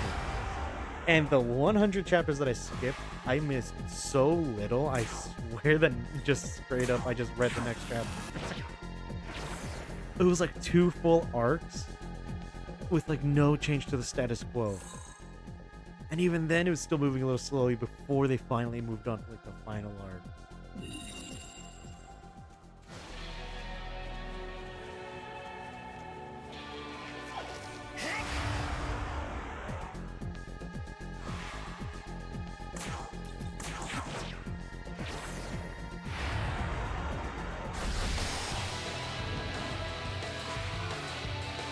I don't know if I talked to someone.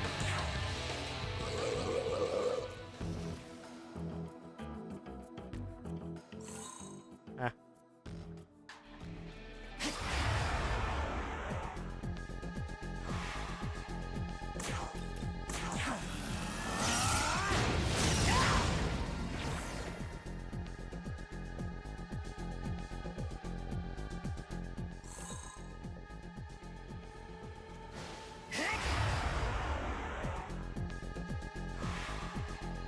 Any of you guys watch Overlord by chance?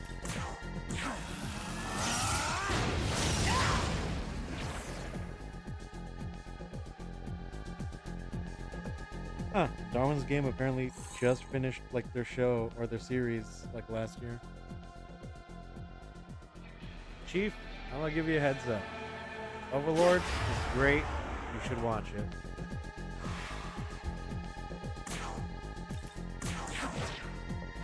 And if not, I expect you to watch Konosuba at the very least. It's comedy. Everyone loves comedy. 4 seasons and a movie. I saw the movie in theaters with Scoundrel and Jimmy.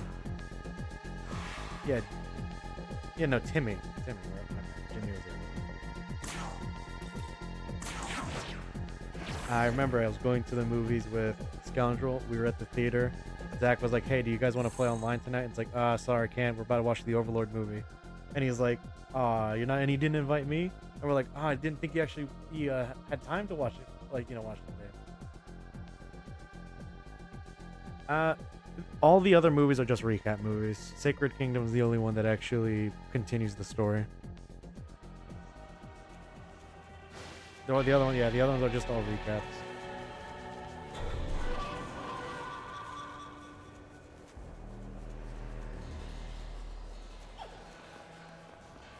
But yeah, I remember it was, and he was like, man, it's like, I want to watch the movies. Then we're like, hey, there's still like 20 minutes till the movie. If you rush, we'll get you a bag of popcorn and we'll all watch the movie together like right now.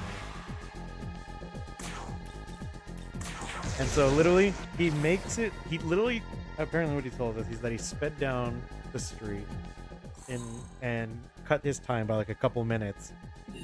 And he barely manages to reach before the movie begins with like a literal like minute to spare.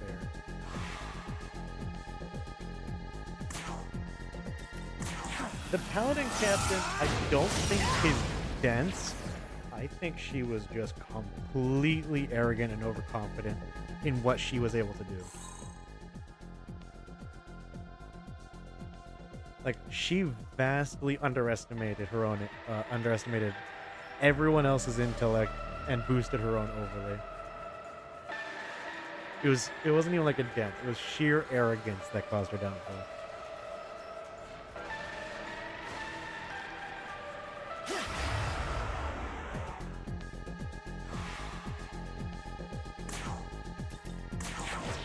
And that's why it's like every sentence was her just insulting somebody, and usually it was directed at Ainz.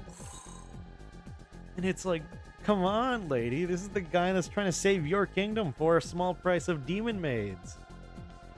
Granted, the demon maid was his to begin with, but still.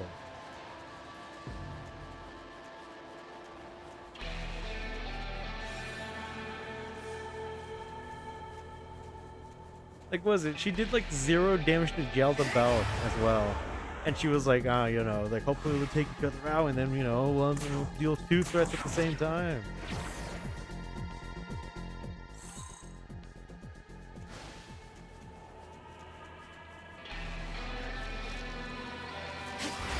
I will say though, I think every season had something to give. Because there was always like a fight every season that I really liked.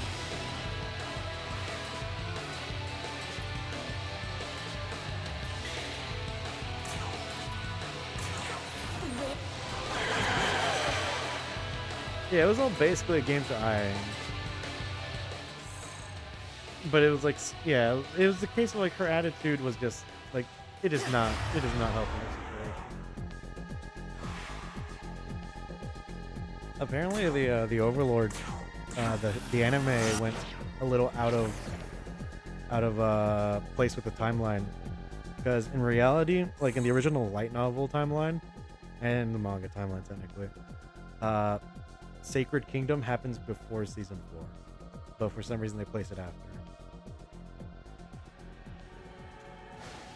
And I'm assuming it's just because it wasn't long enough for its own proper season, and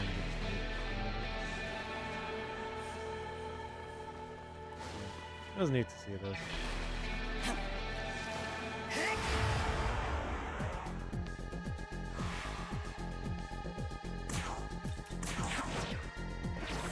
Yes, Chief, if you're still listening, you 100% would recommend Overlord. It is a great show.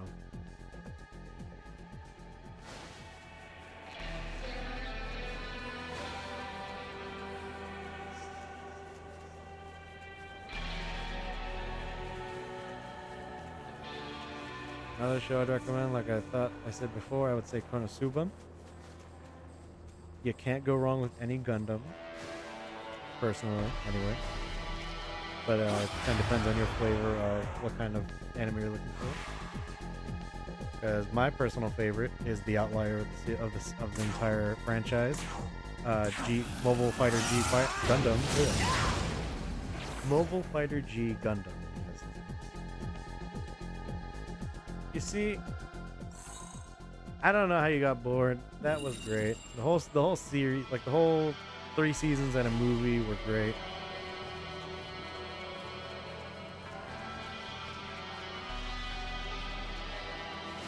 Because what was it? 2 seasons? Like, did you even make it to the full lineup of the Crusader, Archmage, and Aqua? Because I don't even know if you meet them all in 2 episodes. I thought it took 3.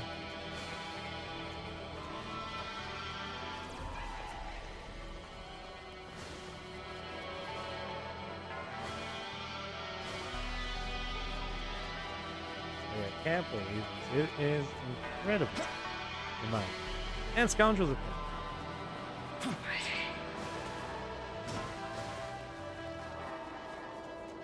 let's see, another decent isekai. Now, Campfire Cooking on the World's pretty calm, pretty good. The new one that's coming out, Exiled Heavy Knight, is a favorite of ours reading. We also liked reading Raid Monster, though they botched the anime, so fully recommend it.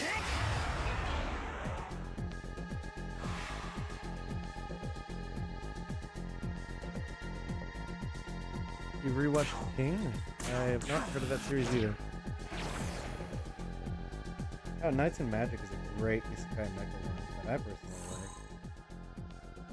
I think you said you liked it too, if I remember correctly, because you were talking about that. God dang it, I forgot I need to finish Majestic Red.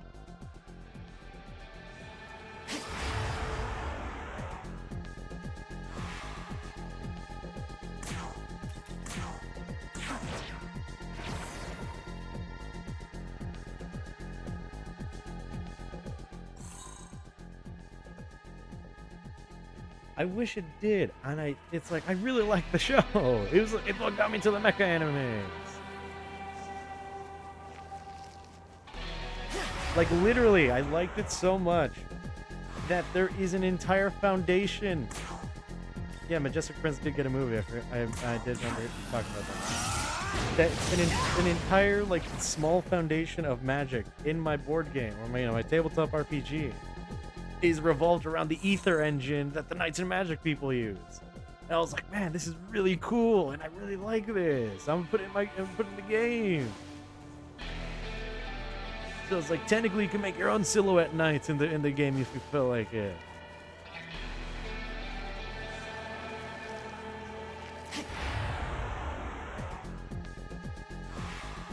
Oof.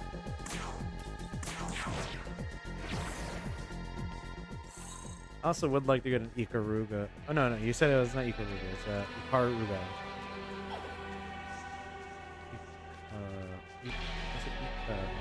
Ikaruga.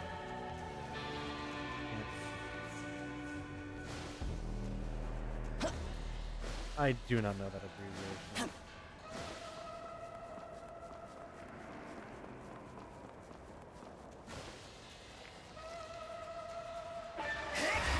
AHSMD.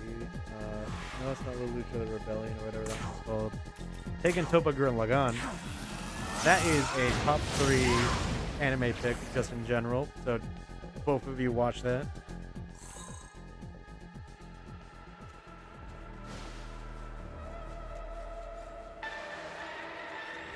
It is a wild ride, but because of that ride, it is a beautiful ride. I still struggle to watch that final couple episodes. And especially the movie. I can't even finish the last 15 minutes of that movie. You can't even say it's interesting. It's just the original show, but better. first, okay, you can make an argument on the first movie, not with the second movie.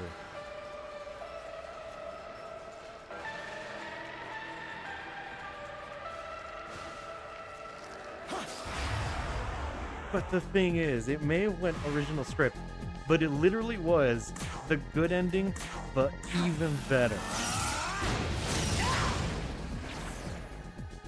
Like, it is my, if I were to die right now and I have to say, oh, I have regrets in life, I'd only have one regret, and it's not watching that movie in theaters. I completely forgot that was like, was it 2 years ago? Yeah, everyone gets their personal Tengen Topament, and that was, it's literally like the move, you know that meme, it's like the guy who kind of looks like Willy Wonka, getting his like mind blown by just the sheer beauty of what he was seeing. It was the same thing for me, and I was watching it on like 180p. And that's why my greatest regret is not watching that thing in theaters during their 15-year anniversary.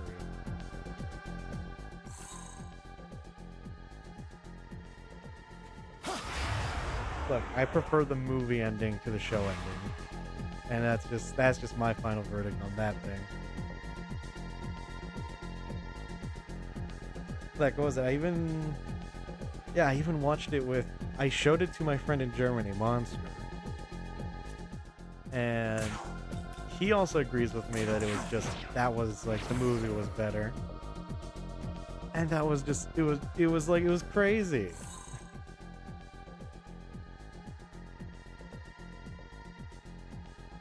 You see, and it's like, they decided to overdose, and I was here for it.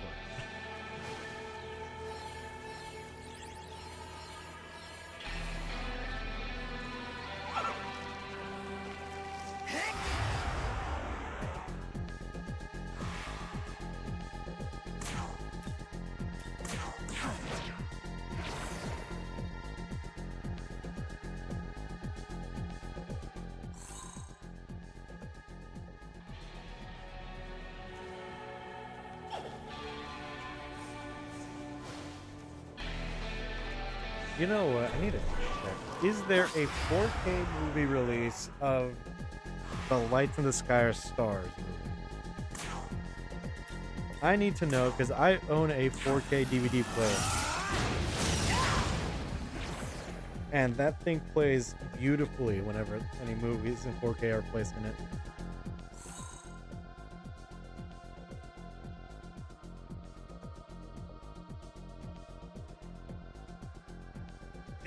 No! Kill la Kill is also wild. Ishi viewers, if you could be could you be so kind as to fund $135.98 plus taxes to buy the best streamer in this website, the Gurren Lagann 4 DVD set showing the entire series and both movies. In 4K quality.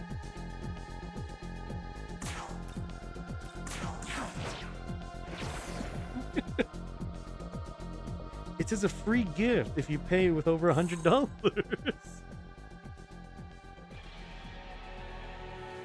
Oh, my bad. It's just the 2 movies in both standard HD and 4K. Okay.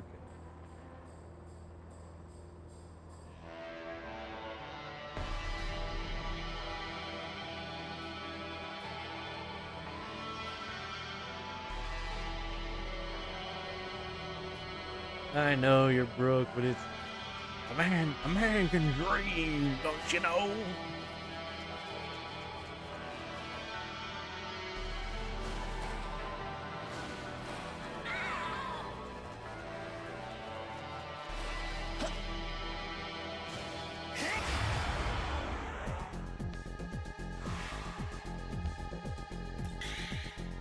Oh, that's a nice skip.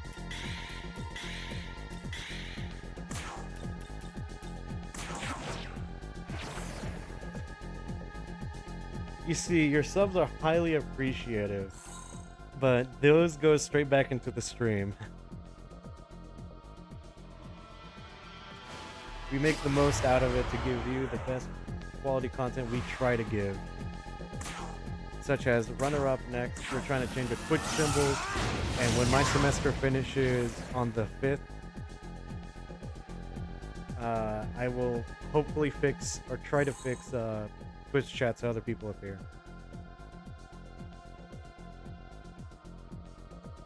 What is a meme?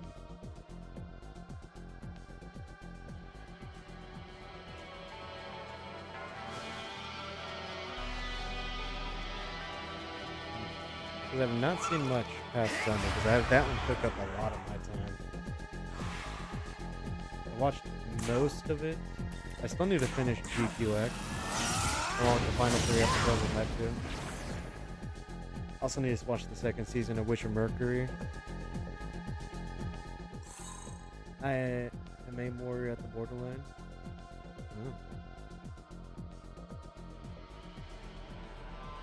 Speaking of which, I want to finish Zeta and Double Zeta so I can fully get invested with the new Hathaway Flash movie that's coming out. I think next summer or winter.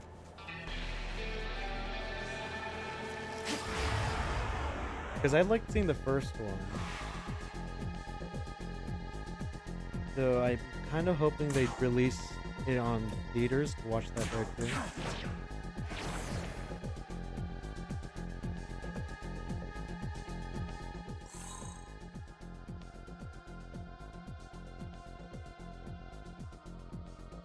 Okay, yeah, so they are making it in an actual... They're actually putting it in theaters, so... Gundam Hathaway, the Sorcery of Nymph Circe, scheduled to release at the end of January 2026, with North American screenings following the Japanese release.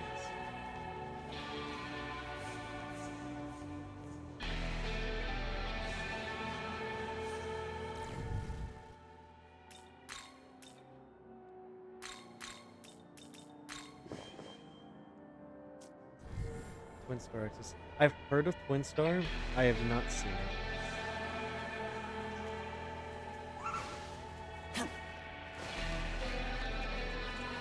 One I remember that also doesn't follow the manga was Gleipnir. That one was a ride. I'll tell you. For first 12 episodes, it follows the manga, then it does its own thing. Gleipnir ended up shooting itself in the foot in the anime where they changed something so major that that they literally could not make another season even if they wanted to. Like, one of the most important character deaths does not happen, and because that character death doesn't happen, it was like the main girl or something. It was like one of the side main characters because they're really important to the main characters. She was supposed to die, and then that kicks off this whole chain of events. And they don't kill her in the anime. And it goes to the point of like no return that they'd have to like do a lot of altering just to keep the story in one piece.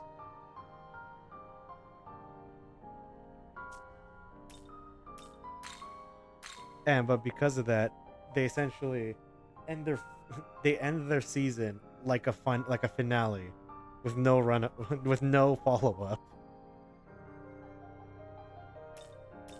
You would. And so that was something. You wished. You wished. You wished. You wished to.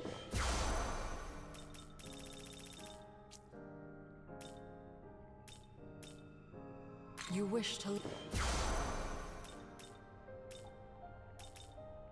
You wish to.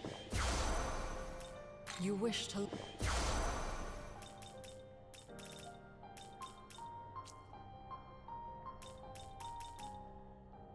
You wish to.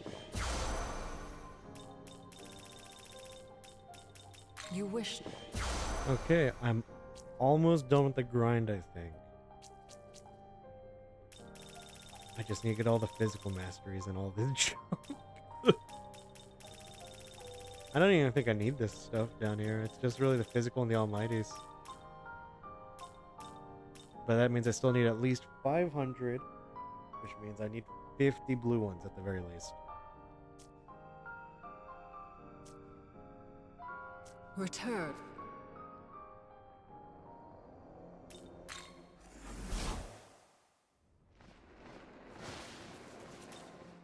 Hey!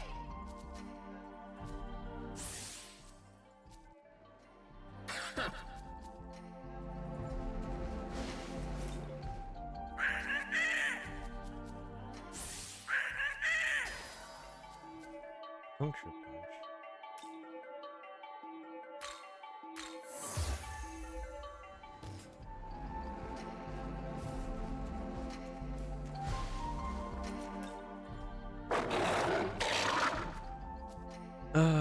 What do you mean? Yeah, because I'm building from Guy's Rage and Murakumo. Are you talking about the physical masteries?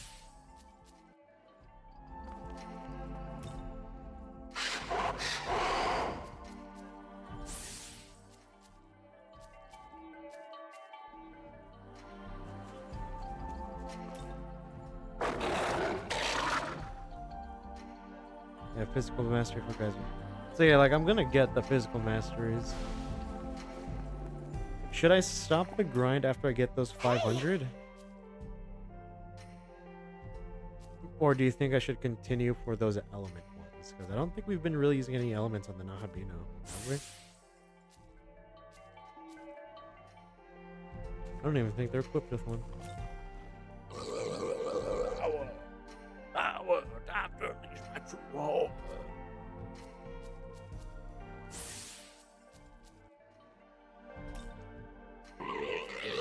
I shall bestow upon you gifts.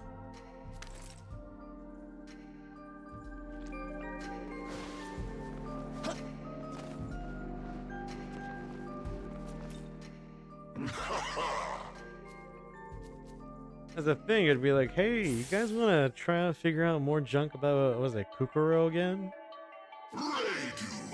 Because I forgot I have that game. And I was like, oh, right.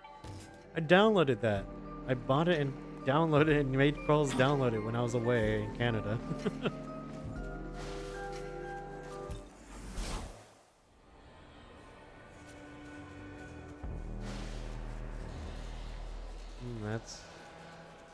That's true. I didn't really deal.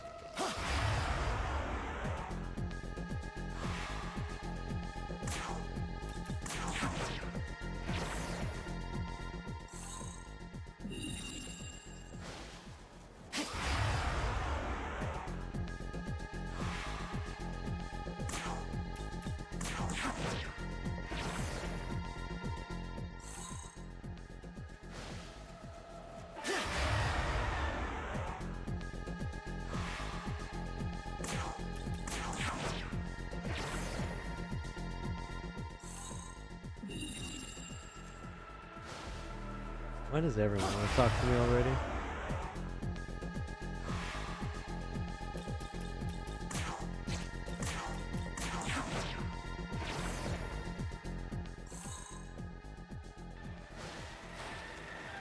How do I do the DLC quest again? You said at the DAPS building?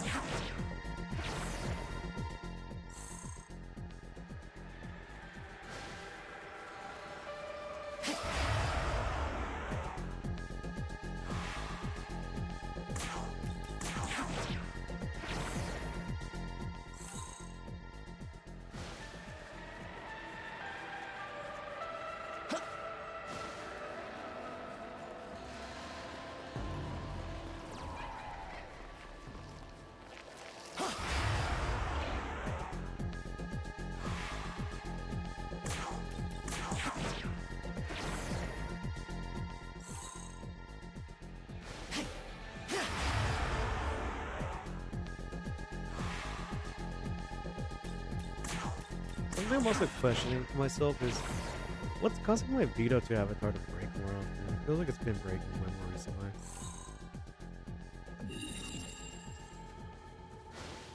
Like, does it need an update or something?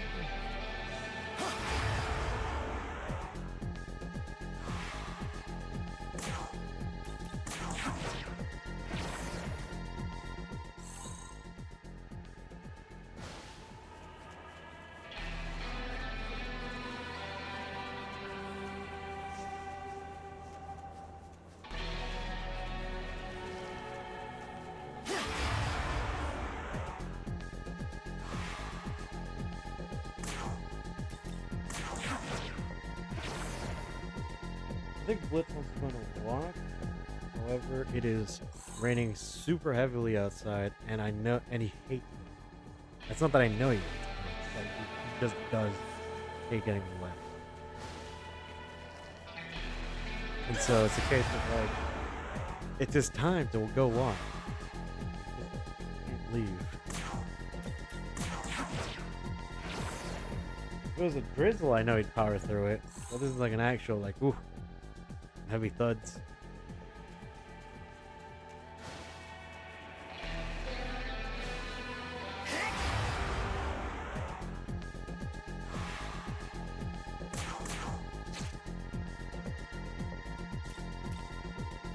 Oh, we're already at +5 for Sakuragi? I didn't even realize.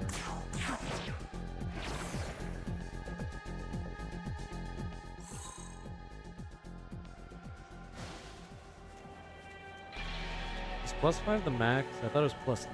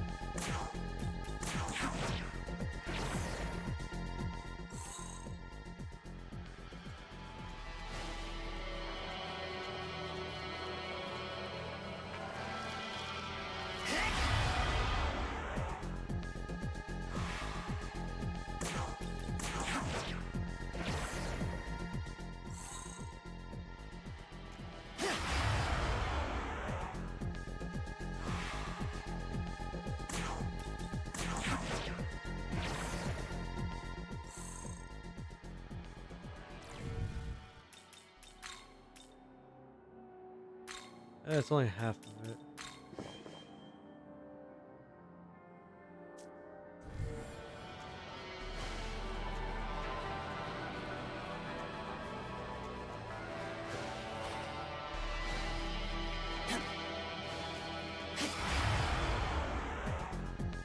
What do you think, right? What's the, how long would it have taken for us to play this game if we didn't get the DLC for the for the Mitamas?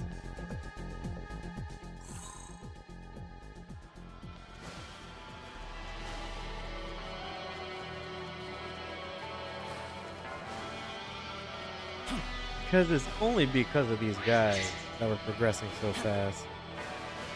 Or at all in some cases. That's what I'm thinking, like 1,000 hours.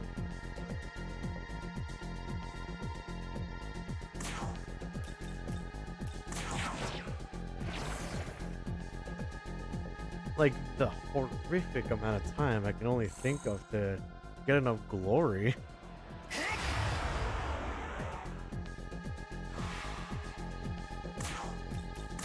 Like, I know there's the little nodes, but still. And then just the XP in general, especially at later levels. Oh, it's dudes.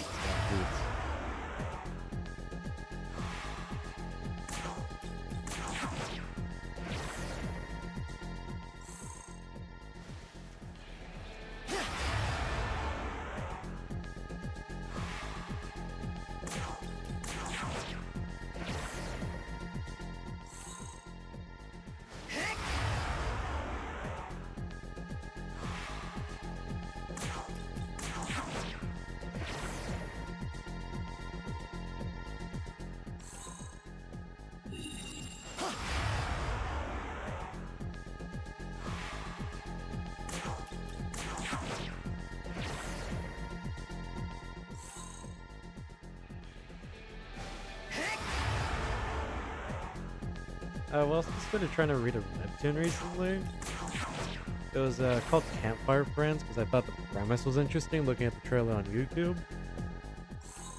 And if I was to give an honest opinion on it so far, it's like it's neat.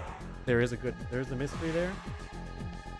I feel like it's like I don't want to overwork them or say like, hey, you gotta work more for me or something. But I feel like the pace of which they're outputting the content is not enough to justify the schedule. Because I think it's a once a week. Once a week is a chapter. But the chapters are short enough and the building suspense is in a way that's like it's less building suspense and I'm more just kind of like tapping my finger just waiting for the next chapter so I can actually see what's happening next. Not in the I'm engaged in the story. It's more of a you're halting my reading. I need you to get to the point.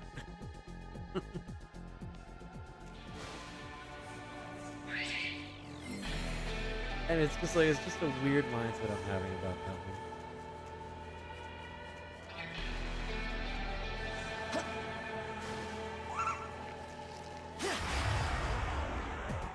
one. Are you buffering? That sucks.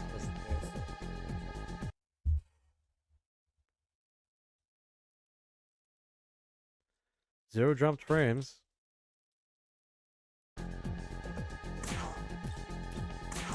Also, I'm saying the 1K hours if we didn't have the Mitamas.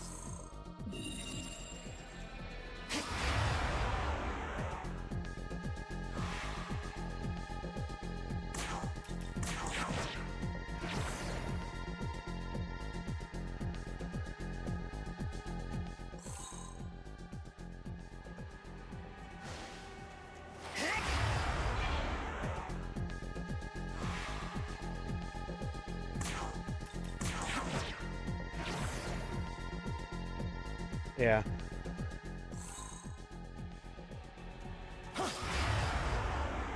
We literally cut down the gameplay time by like 70% on the fact that we have the DLC. Is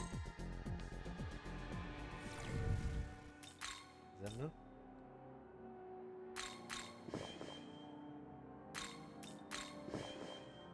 It is barely enough.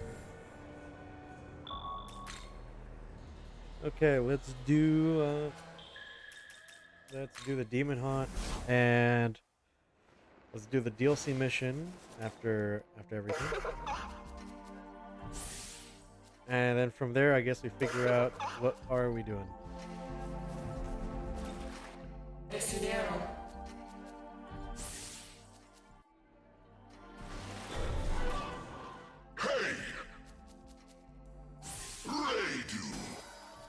You don't need Bufala. I don't know why you're thinking about Bufala. Hey, sir.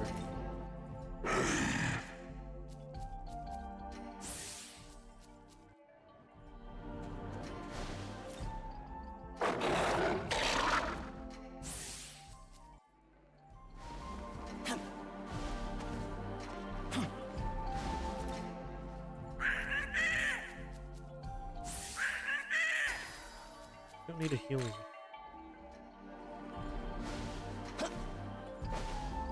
I don't fully actually understand safety mode.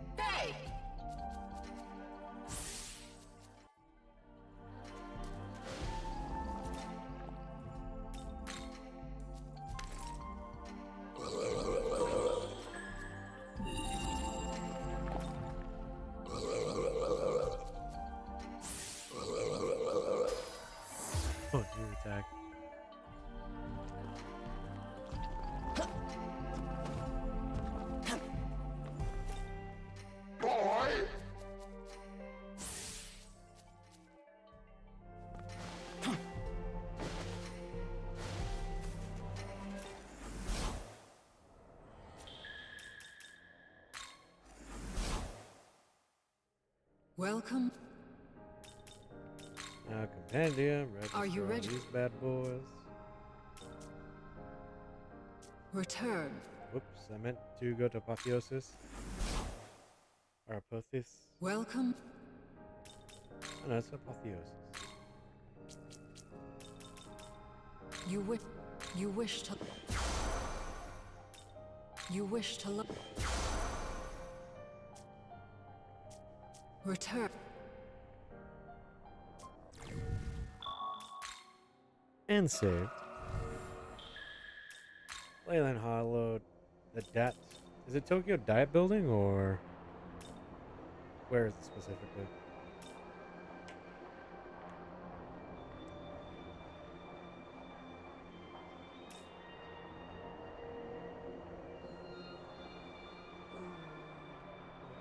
As you tell me, I'm gonna go blitz some water.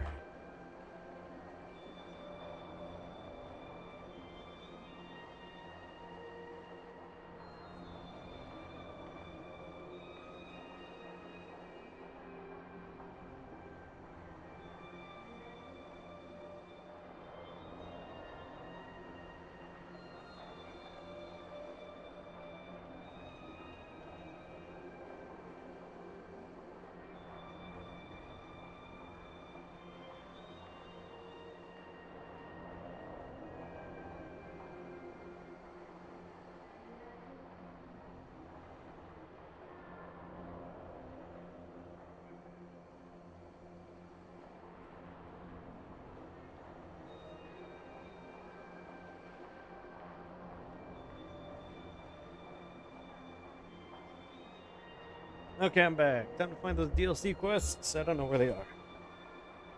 I just heard that was in the dot.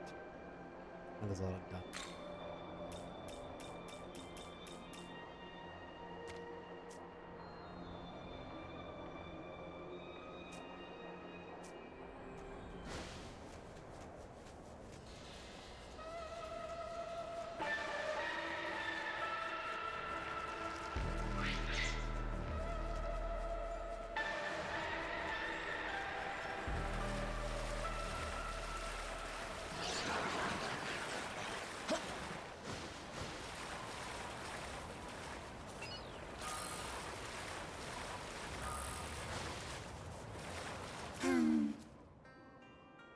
Oh, I see.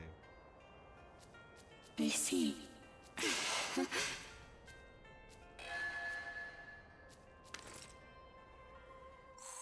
Yes.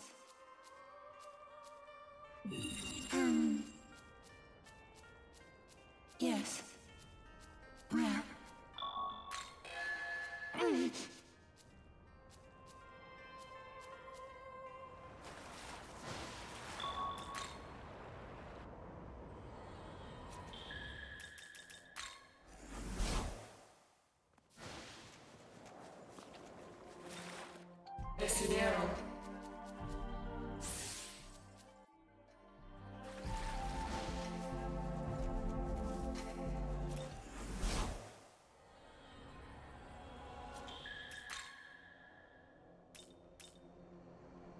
But yeah, Fire, where's the DLC area?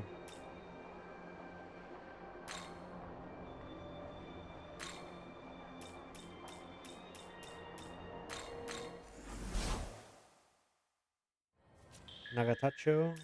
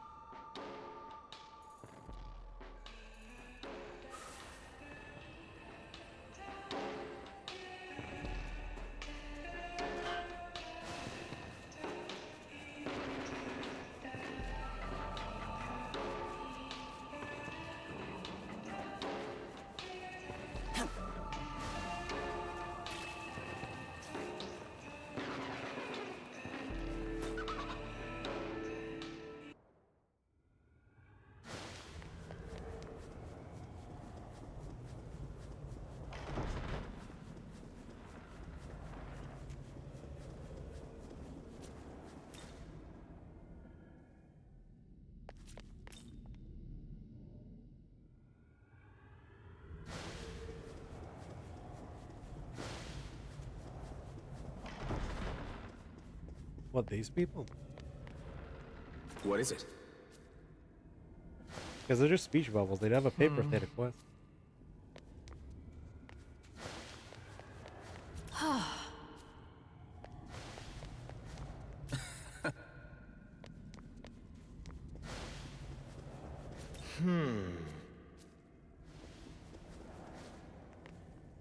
Yes?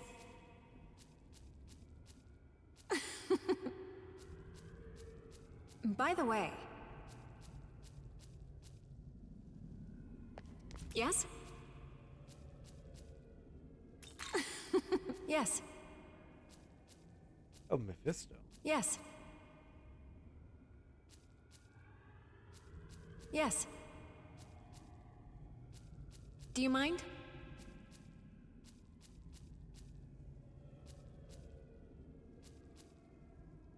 Goodbye. Ah, okay. Have a second? Yes. Got us some training. We got it.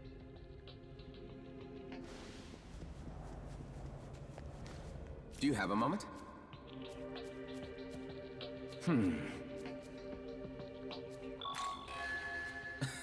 Right.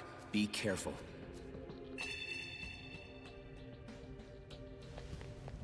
Hey!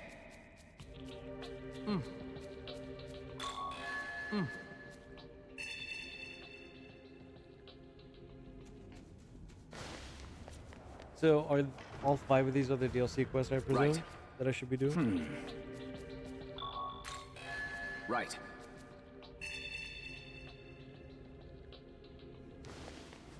See you.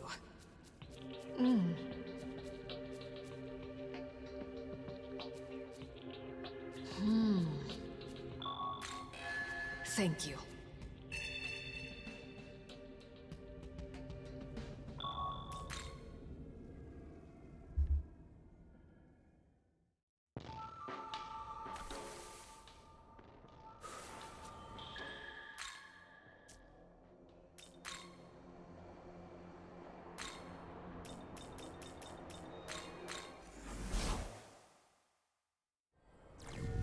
For any of these demons, is there like a specific dialogue option I have to choose like I did with Eden, or is it just kill them?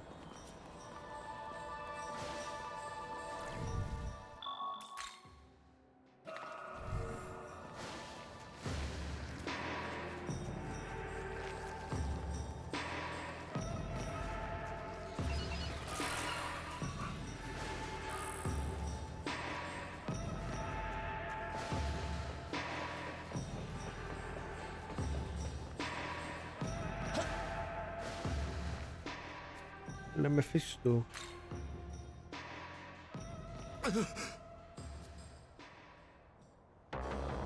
Why, hello? Huh?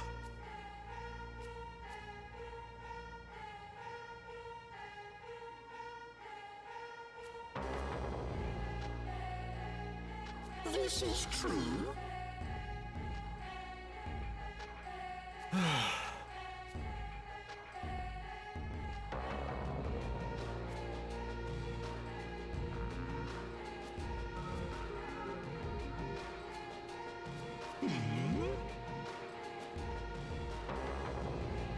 Hey! This is true.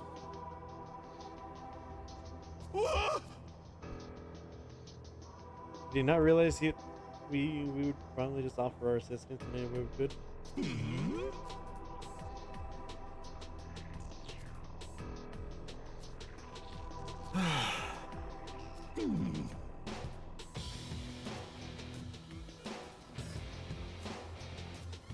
Huh?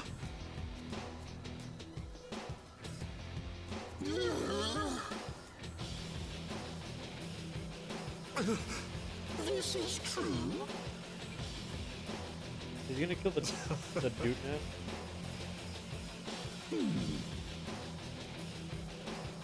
Huh? It'll cost you your soul. Young man. Fool.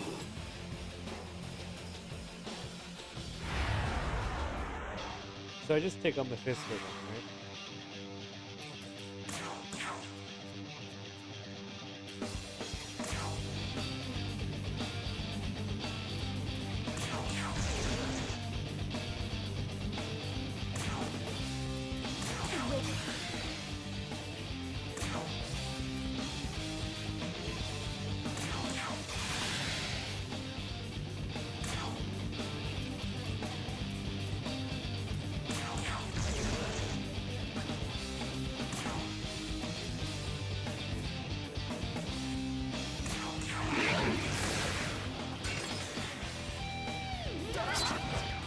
Ooh.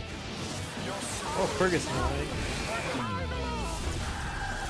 That's Jesus Christ.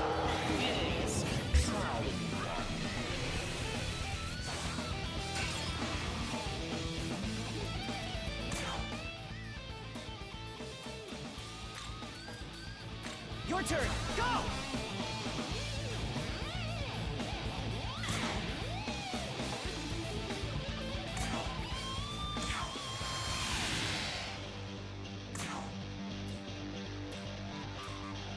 Completely metaphysical.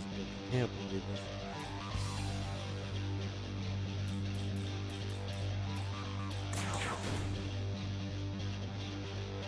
Yeah, I can see why.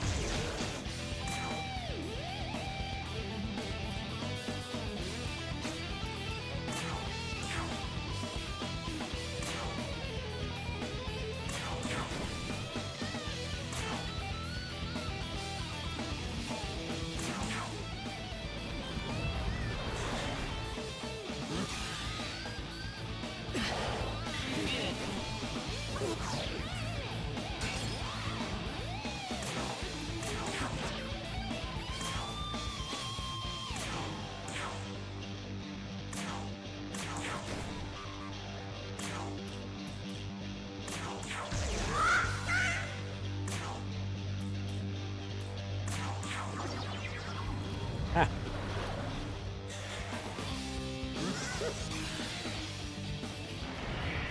Ooh, that's not good.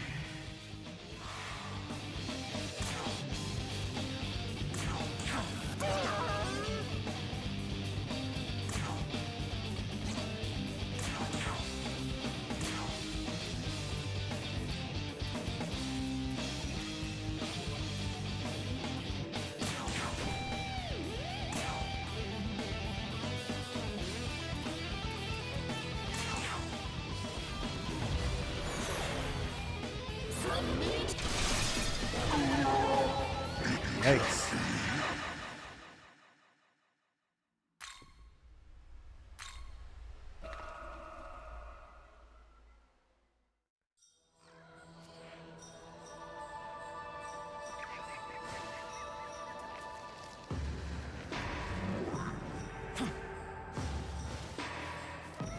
Yeah. This is like atrocious game balance, I gotta say.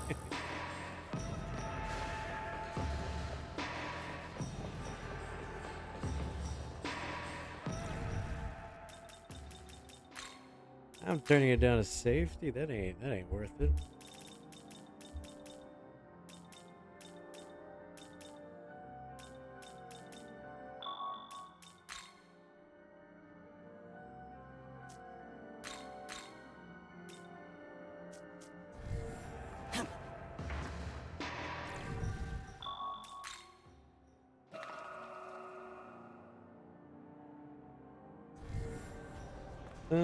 Fair enough. It's not like we need it. Huh? This is I think casual might be enough.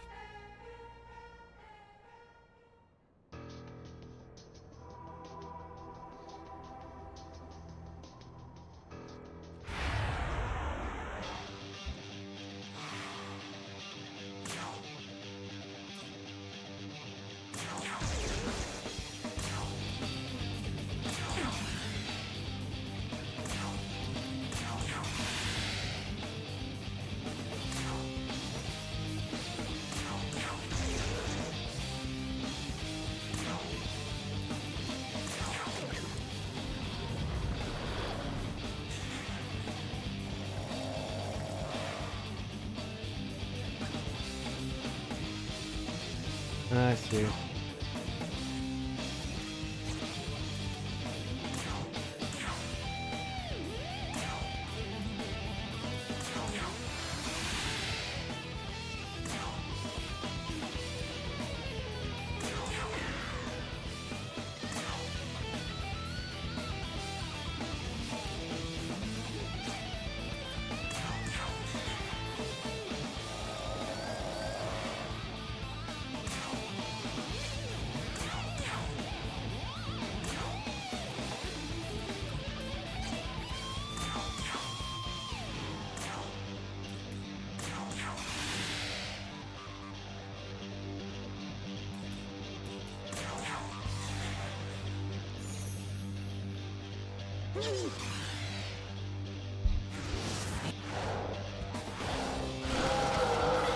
Again, jeez, man.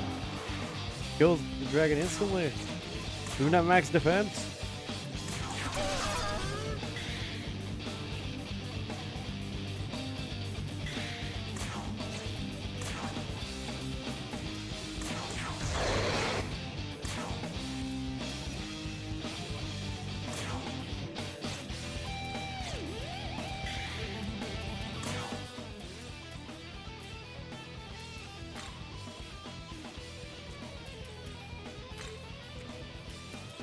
Crazy idea, so crazy it might work.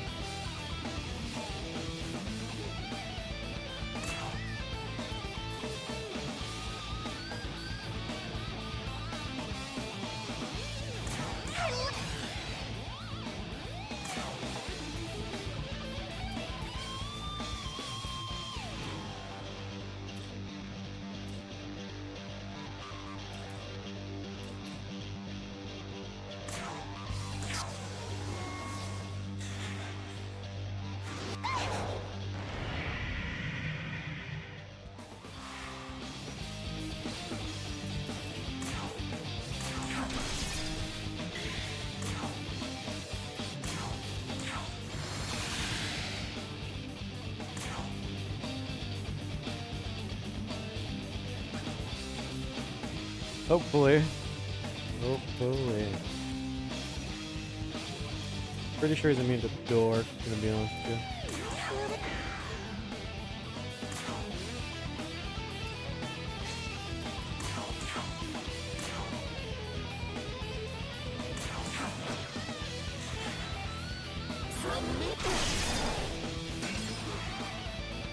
I knew Dallas was immune.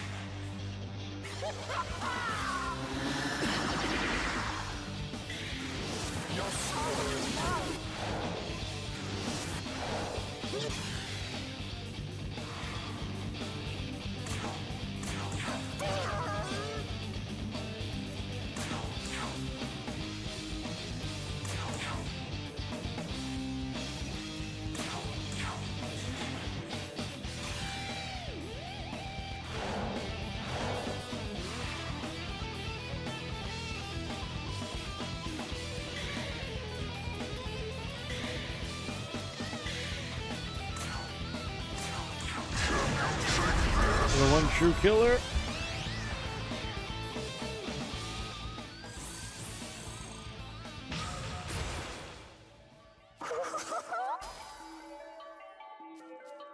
That's not that bad, actually.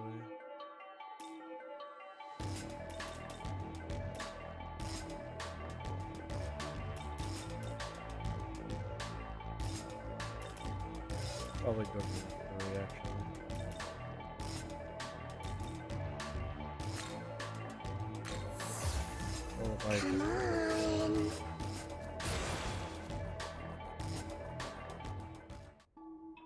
Eliminated.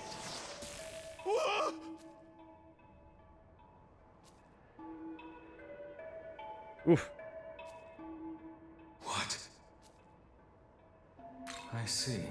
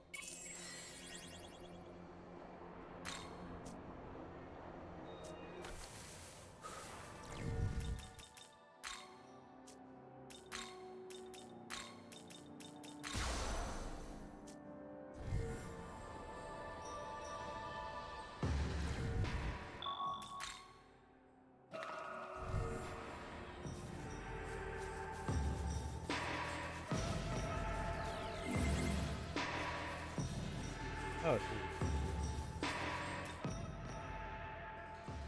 Well, I am Konohana Sakuya. I say.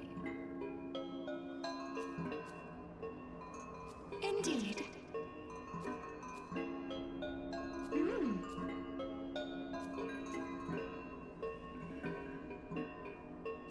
it's not that great. By the way,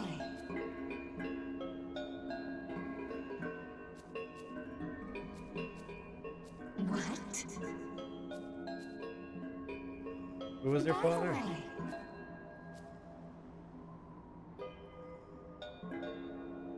Ah, that's right.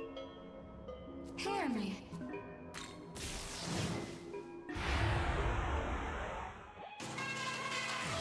Hey, who was your father? He was a nun. Oh, he must have been the rock golem. Wasn't he?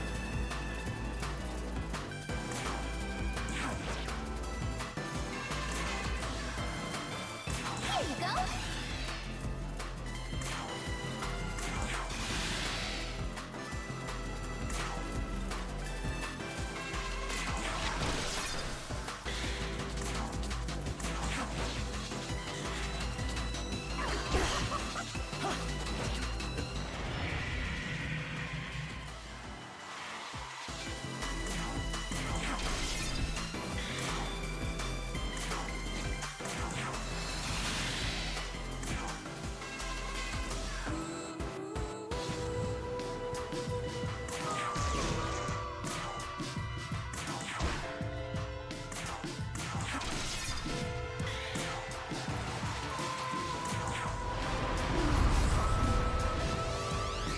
There you go, Eden. Beat out number 2 healer.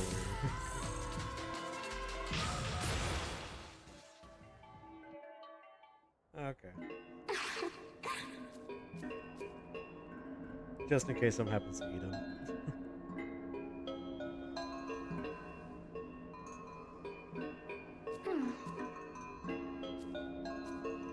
I am Konohana Sakuya.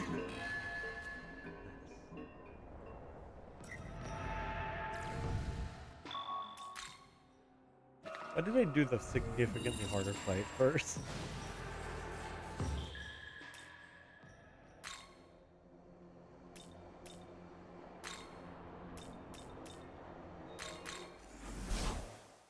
It's Cleopatra.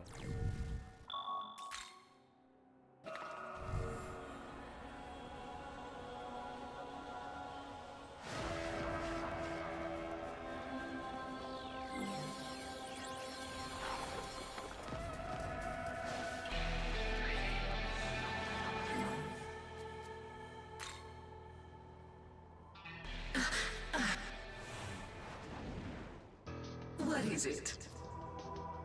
Cleopatra from Bethel, Japan.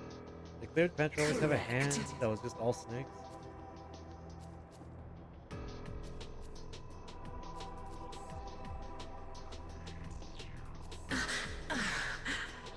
Yes.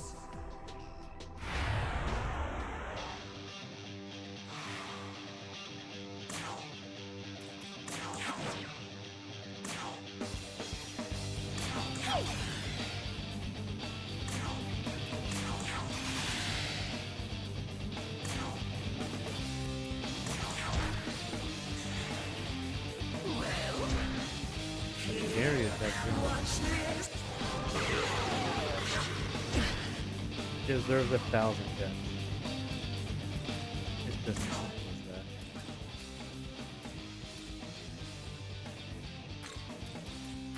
Let's go.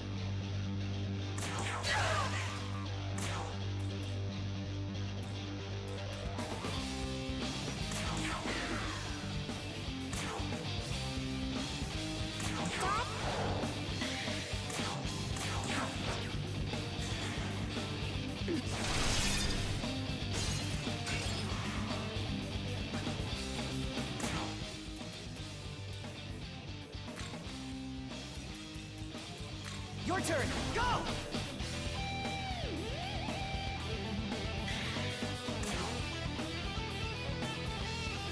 Here we go.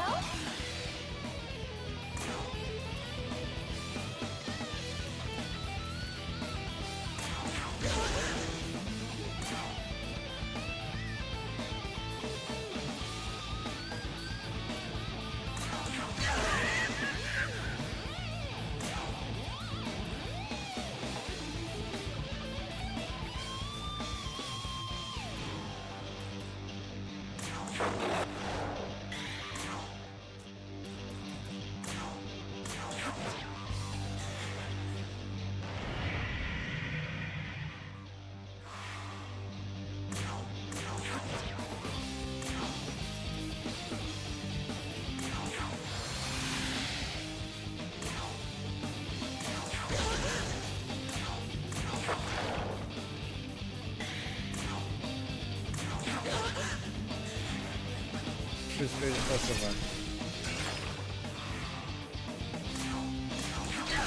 There we go.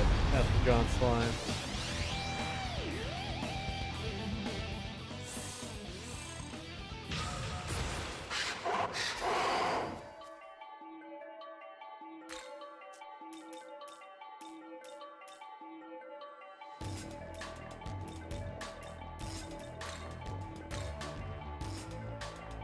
Slime got one hit, and that we cannot let this stand. Eliminated.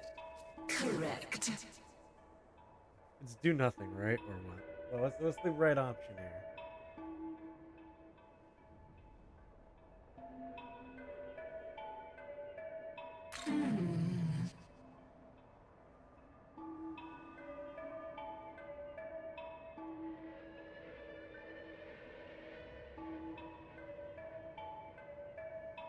She took her own life?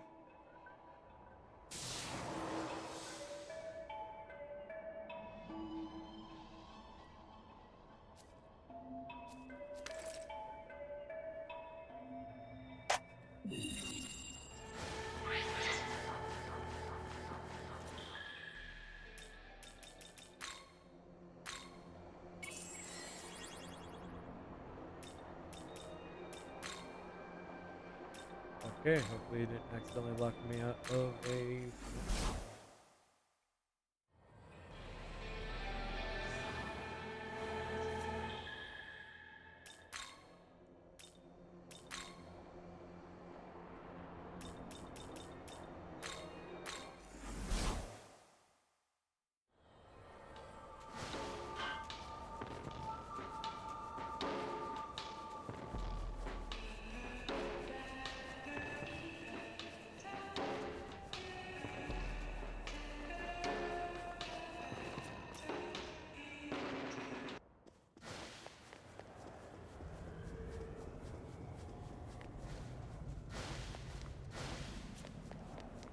See you. Really? Or willing to share with me?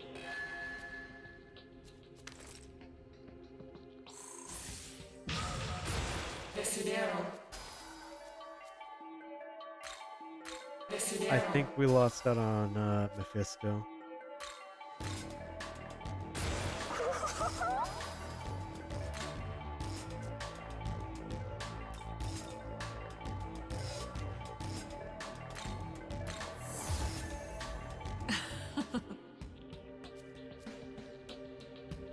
That reminds me.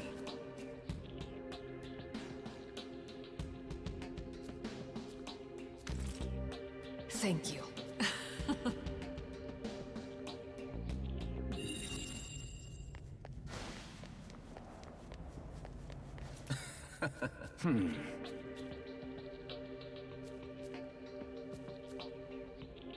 What?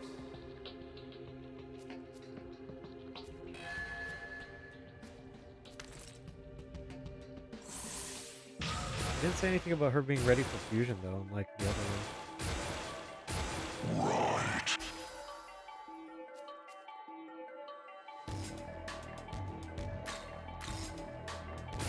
Indeed. Oh, she's already a part of us.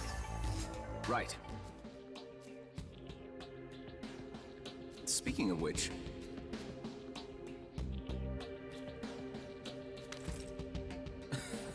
Goodbye.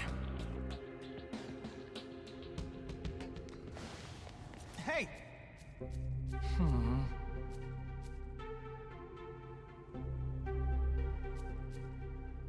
By the way, oh, thank you.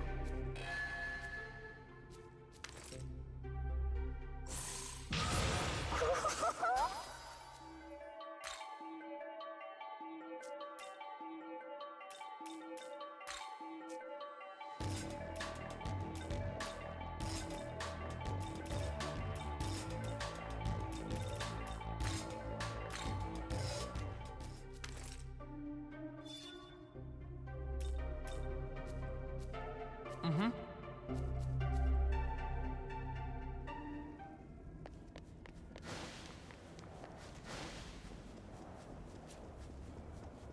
Yes?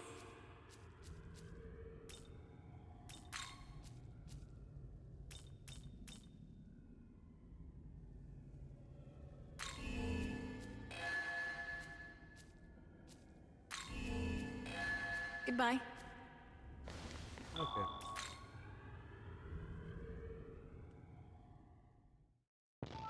So that's how they work. Let's go finish off the other.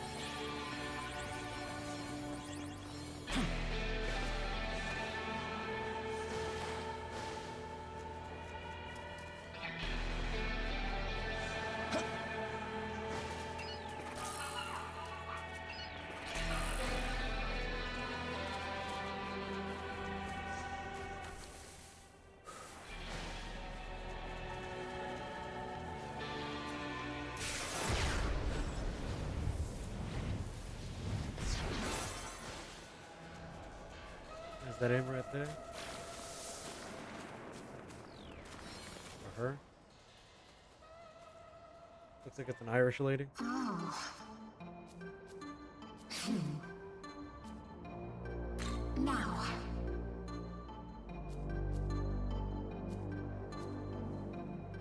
I see.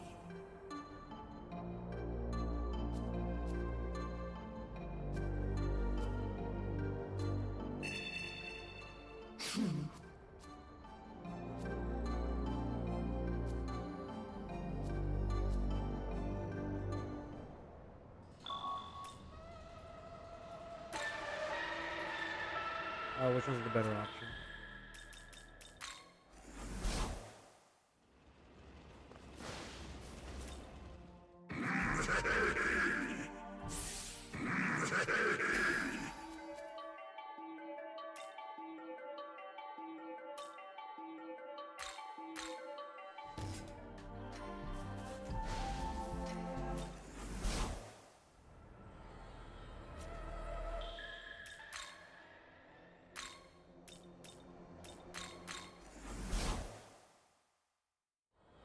In your opinion, which ended up being better?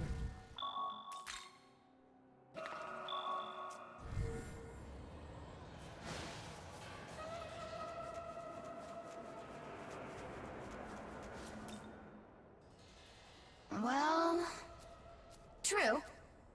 That's Artemis. No. Huh? True. Yes.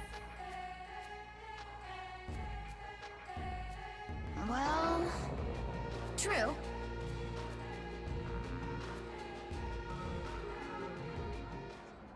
Well, we're just being a little collectathon here, so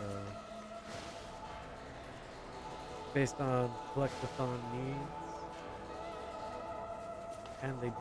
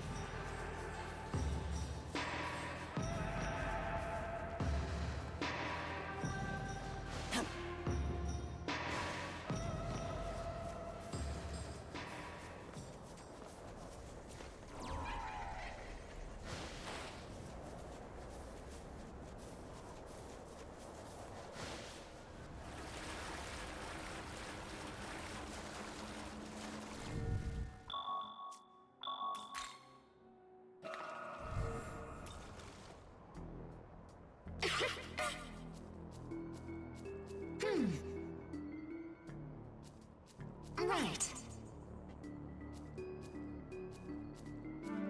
Yes, we can keep you entertained. Hey.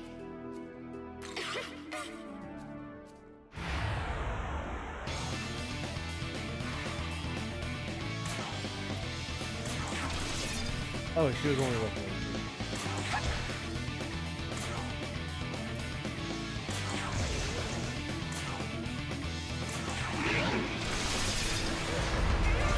Oh snap, myriad slashes might be way better on slime than I thought.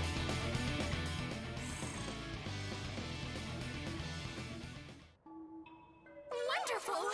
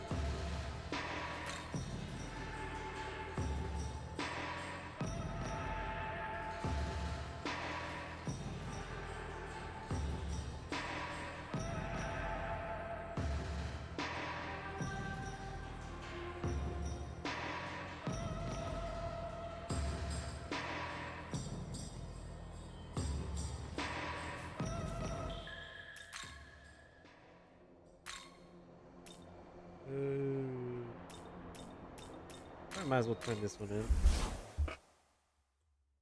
But give me a sec, I received an email that I probably should cash in.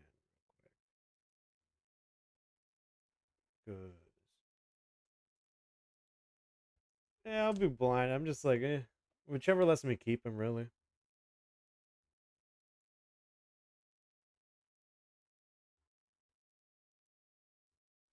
Like, even if we don't use him, he's just there.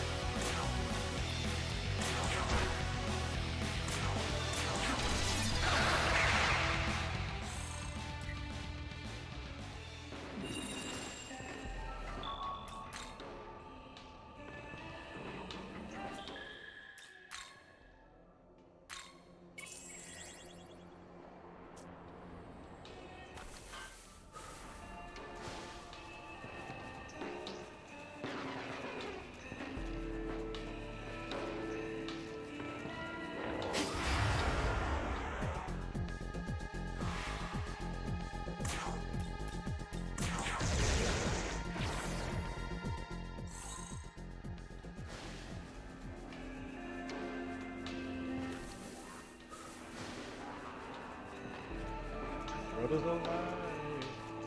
Alive.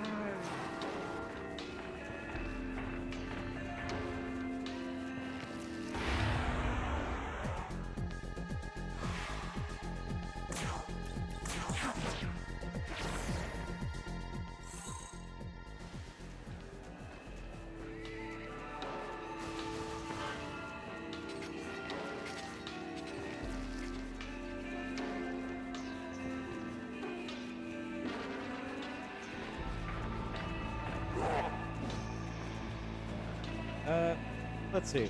I'll kill him if he's looks uninteresting. If he looks interesting, I'll split him.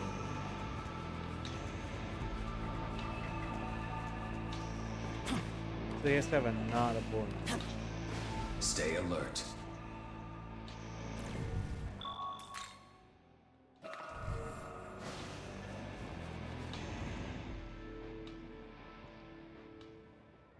Kind of reminds me of that one guy from Persona 5.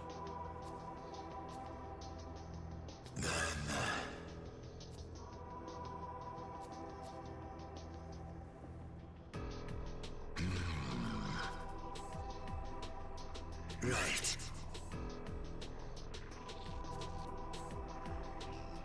Right. Wrong.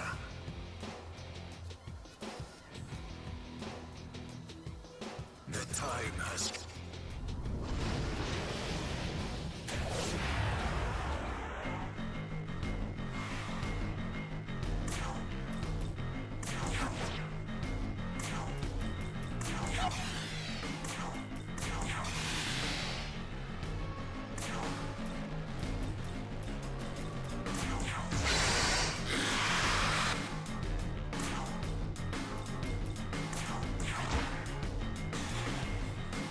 Want a taste?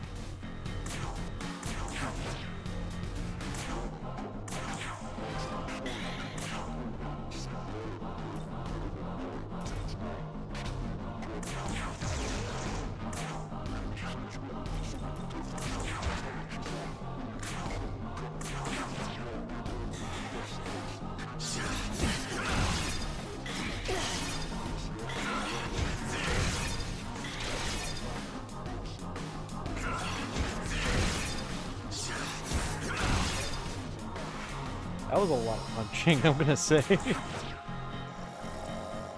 She's asleep.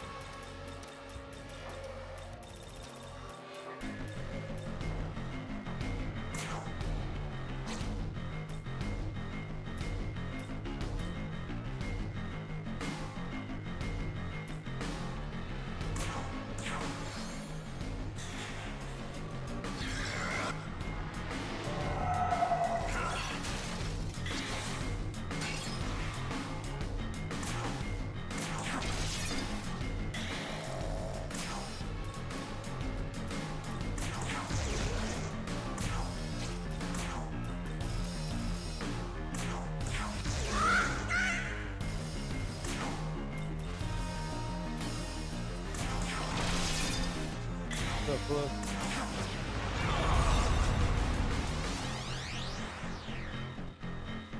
But I think I'll kill him because if he had a cape, I might have thought about it, but he doesn't.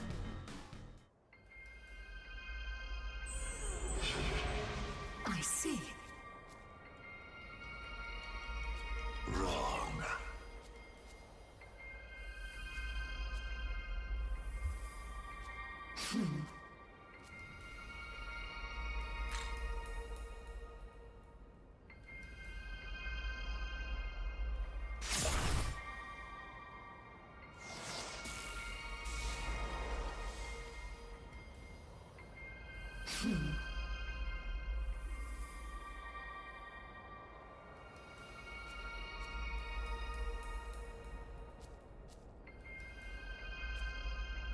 Say.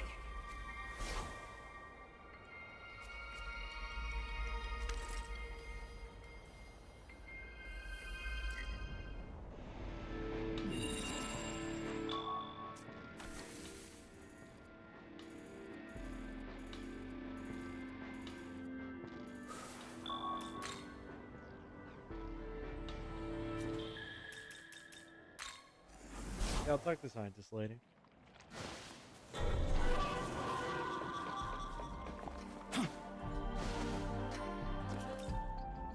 Yes!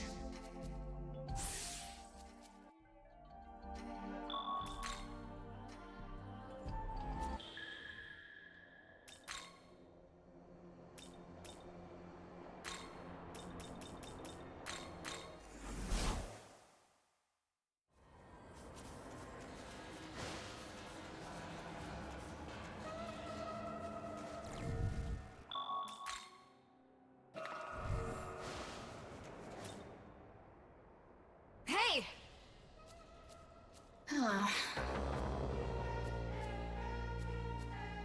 Yes. No. True.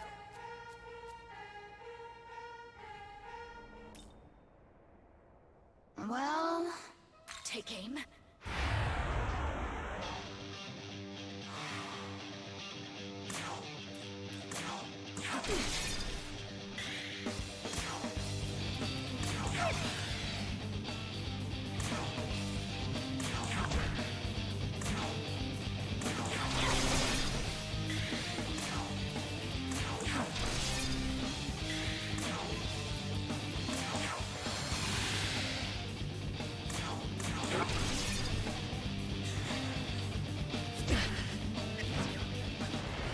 Joe's got herself killed with that kick.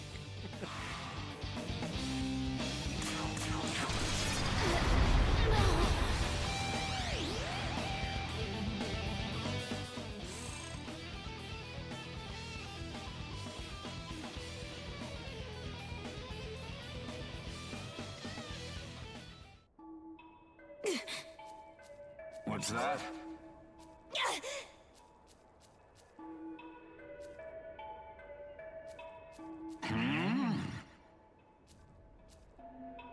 Right. That's good. I'm assuming that's Zoe.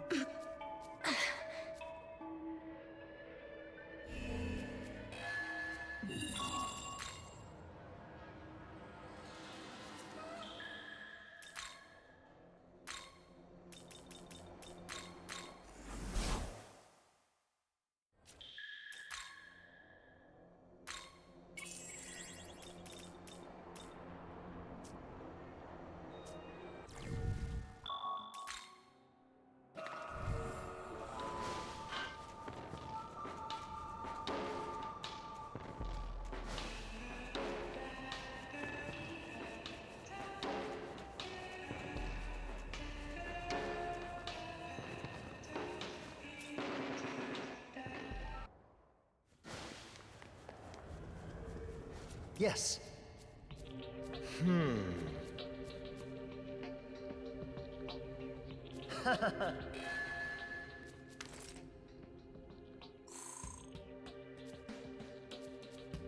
Be seeing you.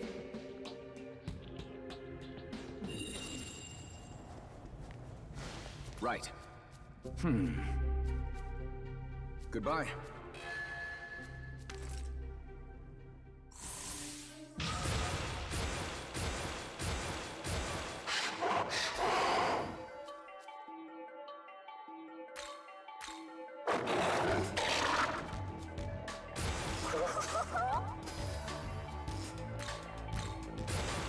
Indeed. Correct. Say.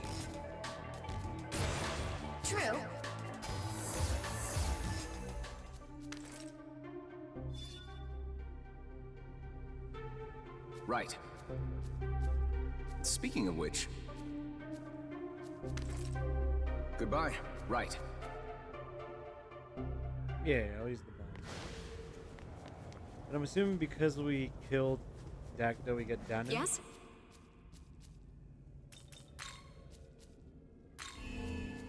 Goodbye.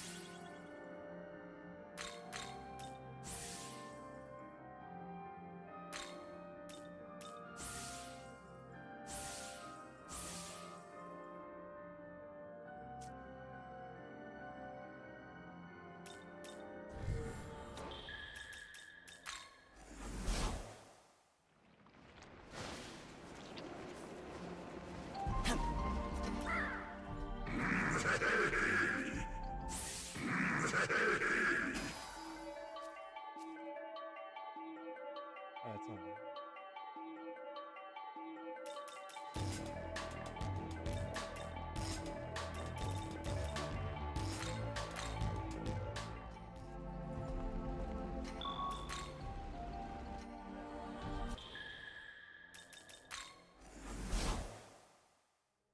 Welcome.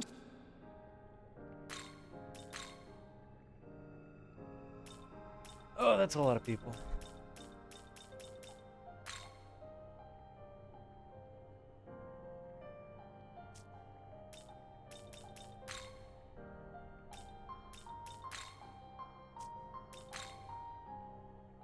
Starfish, toilet devil. Oh, and that guy. Make Mephisto again? Yeah, I'm gonna register. Are you ready?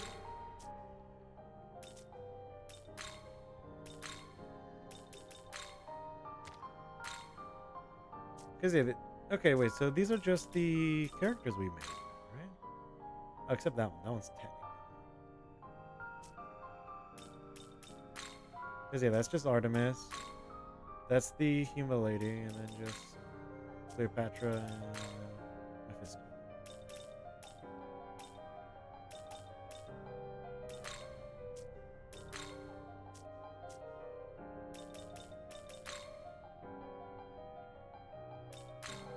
Oh, then we can make... Okay, to make Mephisto, we can craft her now.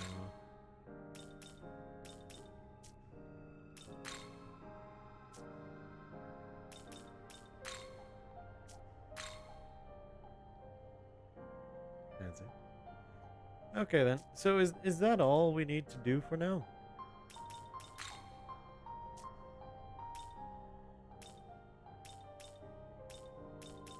Oh, Decorabia.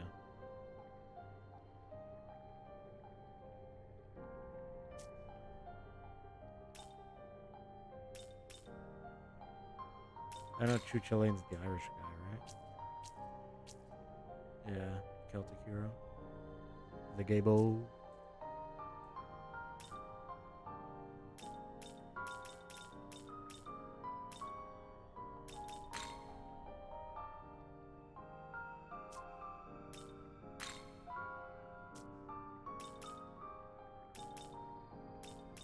So should we call it here for today because it is 10:20, just as like a nice casual ending time?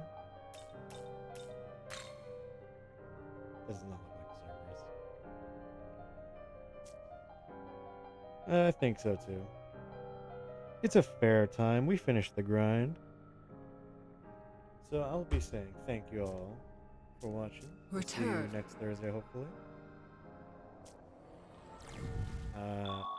Now that we've fully grinded for the foreseeable future, aka next stream.